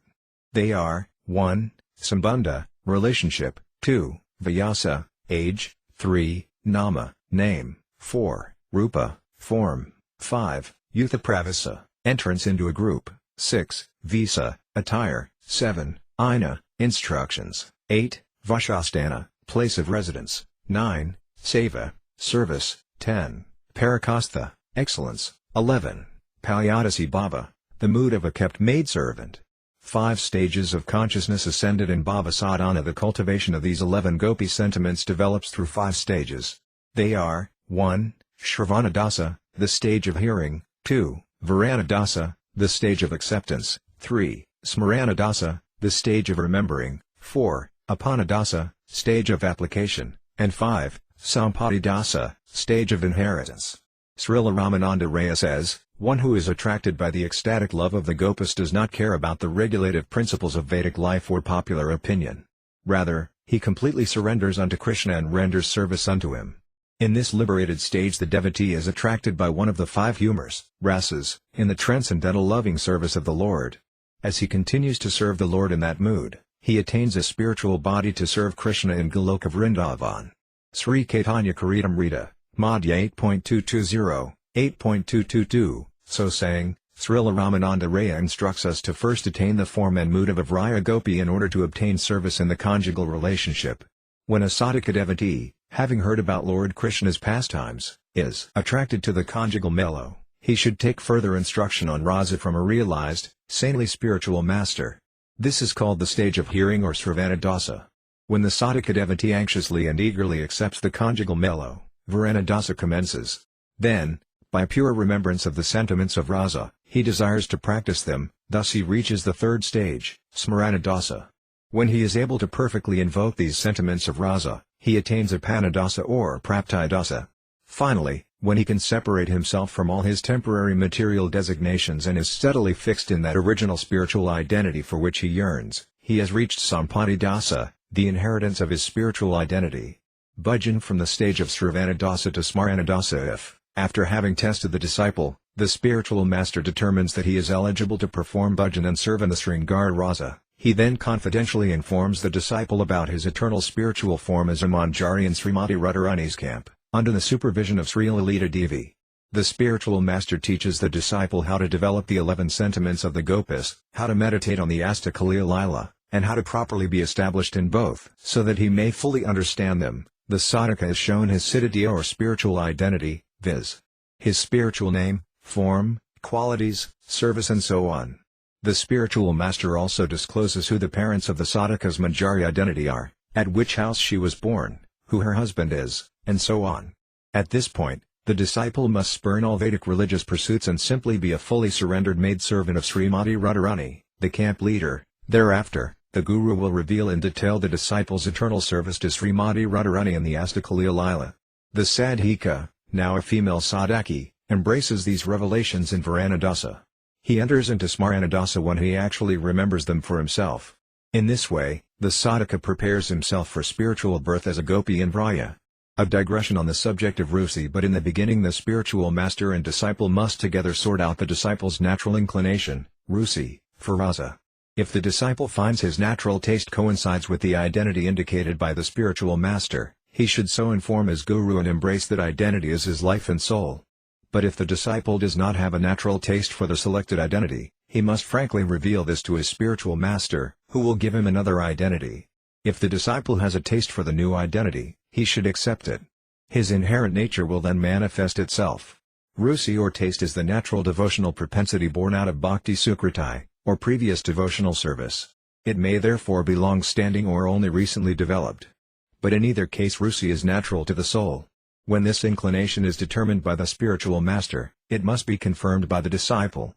If the inclination is not fixed, the spiritual master's instructions on rasa will not take effect. Those who are not attracted to the Sringara rasa, preferring dasya, sakya or vatsalya, must likewise receive instructions from the spiritual master on these relationships in order to get the fruit of their devotion, or else return to a life of anarthas. The great devotee Syamananda at first was not aware of his own siddharusi or permanent devotional propensity. He was made to embrace the Sakya rasa or the mood of friendship. Later, by the grace of Srila Yuga Goswami, he attained his real position. If an inappropriate rusi is falsely attached to the sadhaka, it is compared to the gopi identity's acceptance of a husband. But by the grace of his spiritual master, the sadhaka at last attains Krishna's service in the parakya rasa or paramour relationship. Rasa comes to a full bloom only in the parakya mood. The summit of Lord Chaitanya's teachings is that the parakya attitude is the permanent feature of the pastimes of the Lord, both in their appearance, when Krishna descends to Vrajabhumal, and their disappearance, into the invisible Vraya of the transcendental world. The conjugal rasa is completely transcendental. Sringara rasa is totally devoid of even an iota of materialism. The transcendental Yewa, in order to enjoy and exchange pure rasa, becomes a transcendental gopi and renders devotional service to the transcendental personalities of Sri Radha and Sri Krishna in the transcendental realm of Vrindavana. There is not the slightest tinge of the mundane man-woman relationship in Vrindavana. Only the purest essence of conjugal love is manifested in the perfected identity of the soul. And realization of this is available only from a pure devotee spiritual master. Other than by his grace, this inconceivable truth can never be understood. It is beyond the realm of speculation and pedantic scrutiny. Its realization is extremely rare. The transition from smaranadasa to apanadasa as crucial perfection eludes the disciple if he does not elevate himself from the stage of smaranadasa to apanadasa. The confidential process of apanadasa is most exalted, devoid of the false posturing of karma, jnana or yoga. Externally, the devotee engages himself fully in the chanting the holy name, leading a renounced and simple life. Internally, he keeps the splendor as editor's note, refer to CC Adi 4.50, purport, for further elaboration on this topic. Flames of rasa burning with pure intensity all the time. Those sadhakas who are prone to a pompous external display of devotion or who fail to steady and properly direct their internal spiritual aspirations are unable to elevate themselves from the platform of smarana to apanadasa. Thus the sadhaka may linger, unaccomplished, through many lifetimes of devotional practice. This path of worship or bhajana is the simplest, but if the purity of the bhajana is in any way disfigured by a tinge of the contaminated desires for recognition, distinction or preference, then the sadhaka is thrown off the path of Vraya sadhana or bhajana in the mood of Vraya. One must approach the spiritual master with simple humility and learn this pure process properly. By always remembering that he is pure spirit soul, part and parcel of the absolute whole, that he has a transcendental original form that is all perfect, that he has forgotten his perfect spiritual state and come under the clutches of Maya, that he is offensive to Lord Krishna, being inebriated with the false designations of his gross body, but by the mercy of his spiritual master he can regain knowledge of his real self. The method for the reawakening of the disciple's original identity can be quickly accomplished. Two methods of sadhana, Vayi and Raganuga. There are two methods of sadhana bhakti, one is Vayi, rules and regulations, and the other is Raganuga, spontaneous. In the beginning, these two methods appear to be contradictory, but upon comprehension of their real purpose, the differences between them are dissolved. The Vayi method of sadhana arises from respect for the regulations of scripture. Raganuga sadhana is born out of an intense attraction for the activities of the residents of Vraya. The first is the usual method, whereas the second is extremely rare and confidential. To the stage of apanadasa via Vayi sadhana, the Vayi bhakta cross-checks all his activities of service to Krishna with scriptural injunction. Thus his beginning faith, shraddha, for the process of devotional service leads him step by step to nistha, firm faith, then to rusi, taste or attraction, then asakshi, attachment. When he reaches the first stage of spontaneity and slight bhava, he discards his dependence upon scriptural directives as an impediment to his progress. After this, he is elevated to the stage of apanadasa, where the difference between devotees following Vayi and Raganuga disappear. To the stage of sampadadasa via Raganuga sadhana, continued from the section subtitled Bhajana from the stage of Sravanadasa to Smaranadasa. In the Smaranadasa stage of Raganuga sadhana, the 11 sentiments of the Gopas are first remembered by the sadhaka. These sentiments must adorn his emotions before he can remember the Astakaliya Leela. There are 5 levels of remembrance in Smaranadasa. Initially, his remembrance will not be steady, This level is called smarana. Sometimes he remembers the sentiments, his position in his service, and at other times he forgets. But by steady practice of smarana, gradually he reaches permanency of remembrance, or dharana. As one meditates on every aspect of the subject of remembrance, part by part, minutely, dharana develops into fixed meditation. This is dhyana. When dhyana becomes continual, is called anusmriti. Following anusmriti is the fifth level of remembrance, samadhi, when the devotee has no interest in anything other than perfect absorption in the pastimes of Lord Krishna. From the samadhi level of smaranadasa, the crucial ascension to apanadasa or the stage of application takes place. For one who is not adept, elevation through the 5 stages of smaranadasa to apanadasa may require many yugas of effort. For a dexterous sadhaka, reaching apanadasa is accomplished quickly. In the apanadasa stage, identification with the psychophysical body is reduced to insignificance. His spiritual identity, svarupa, becomes more and more predominant. Intermittently, it manifests and he experiences sublime ecstasy in rendering devotional service to Sri Sri Radha Krishna in Vraya.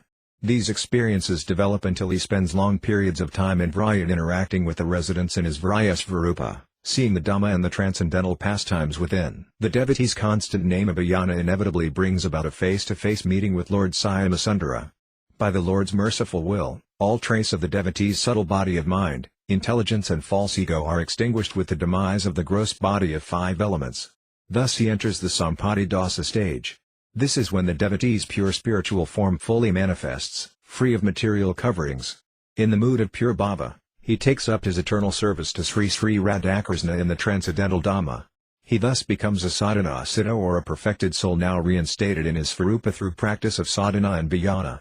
He now serves the Lord in the company of the Nityasiddhas, the eternal associates of the Lord who were never conditioned. Summary: the holy name is the greatest and yet the easiest obtainable spiritual treasure. This treasure is obtained by the yuva who chants with faith and devotion, not caring for karma, jnana and yoga. That yuva quickly and easily ascends to the highest perfection by following the method of nama-bhajana described above. This method is the best of methods, better even than other methods of bhakti.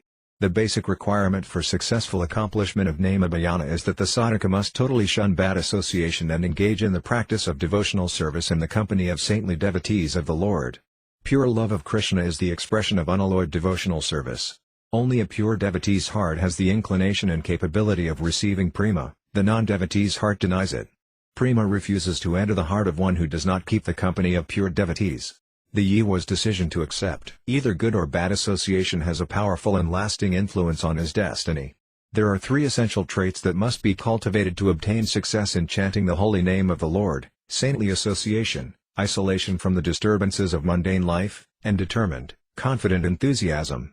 After saying this, Srila Haridasa Thakur declared himself to be very low and materially engrossed, bereft of good association and always engaged in self-deception.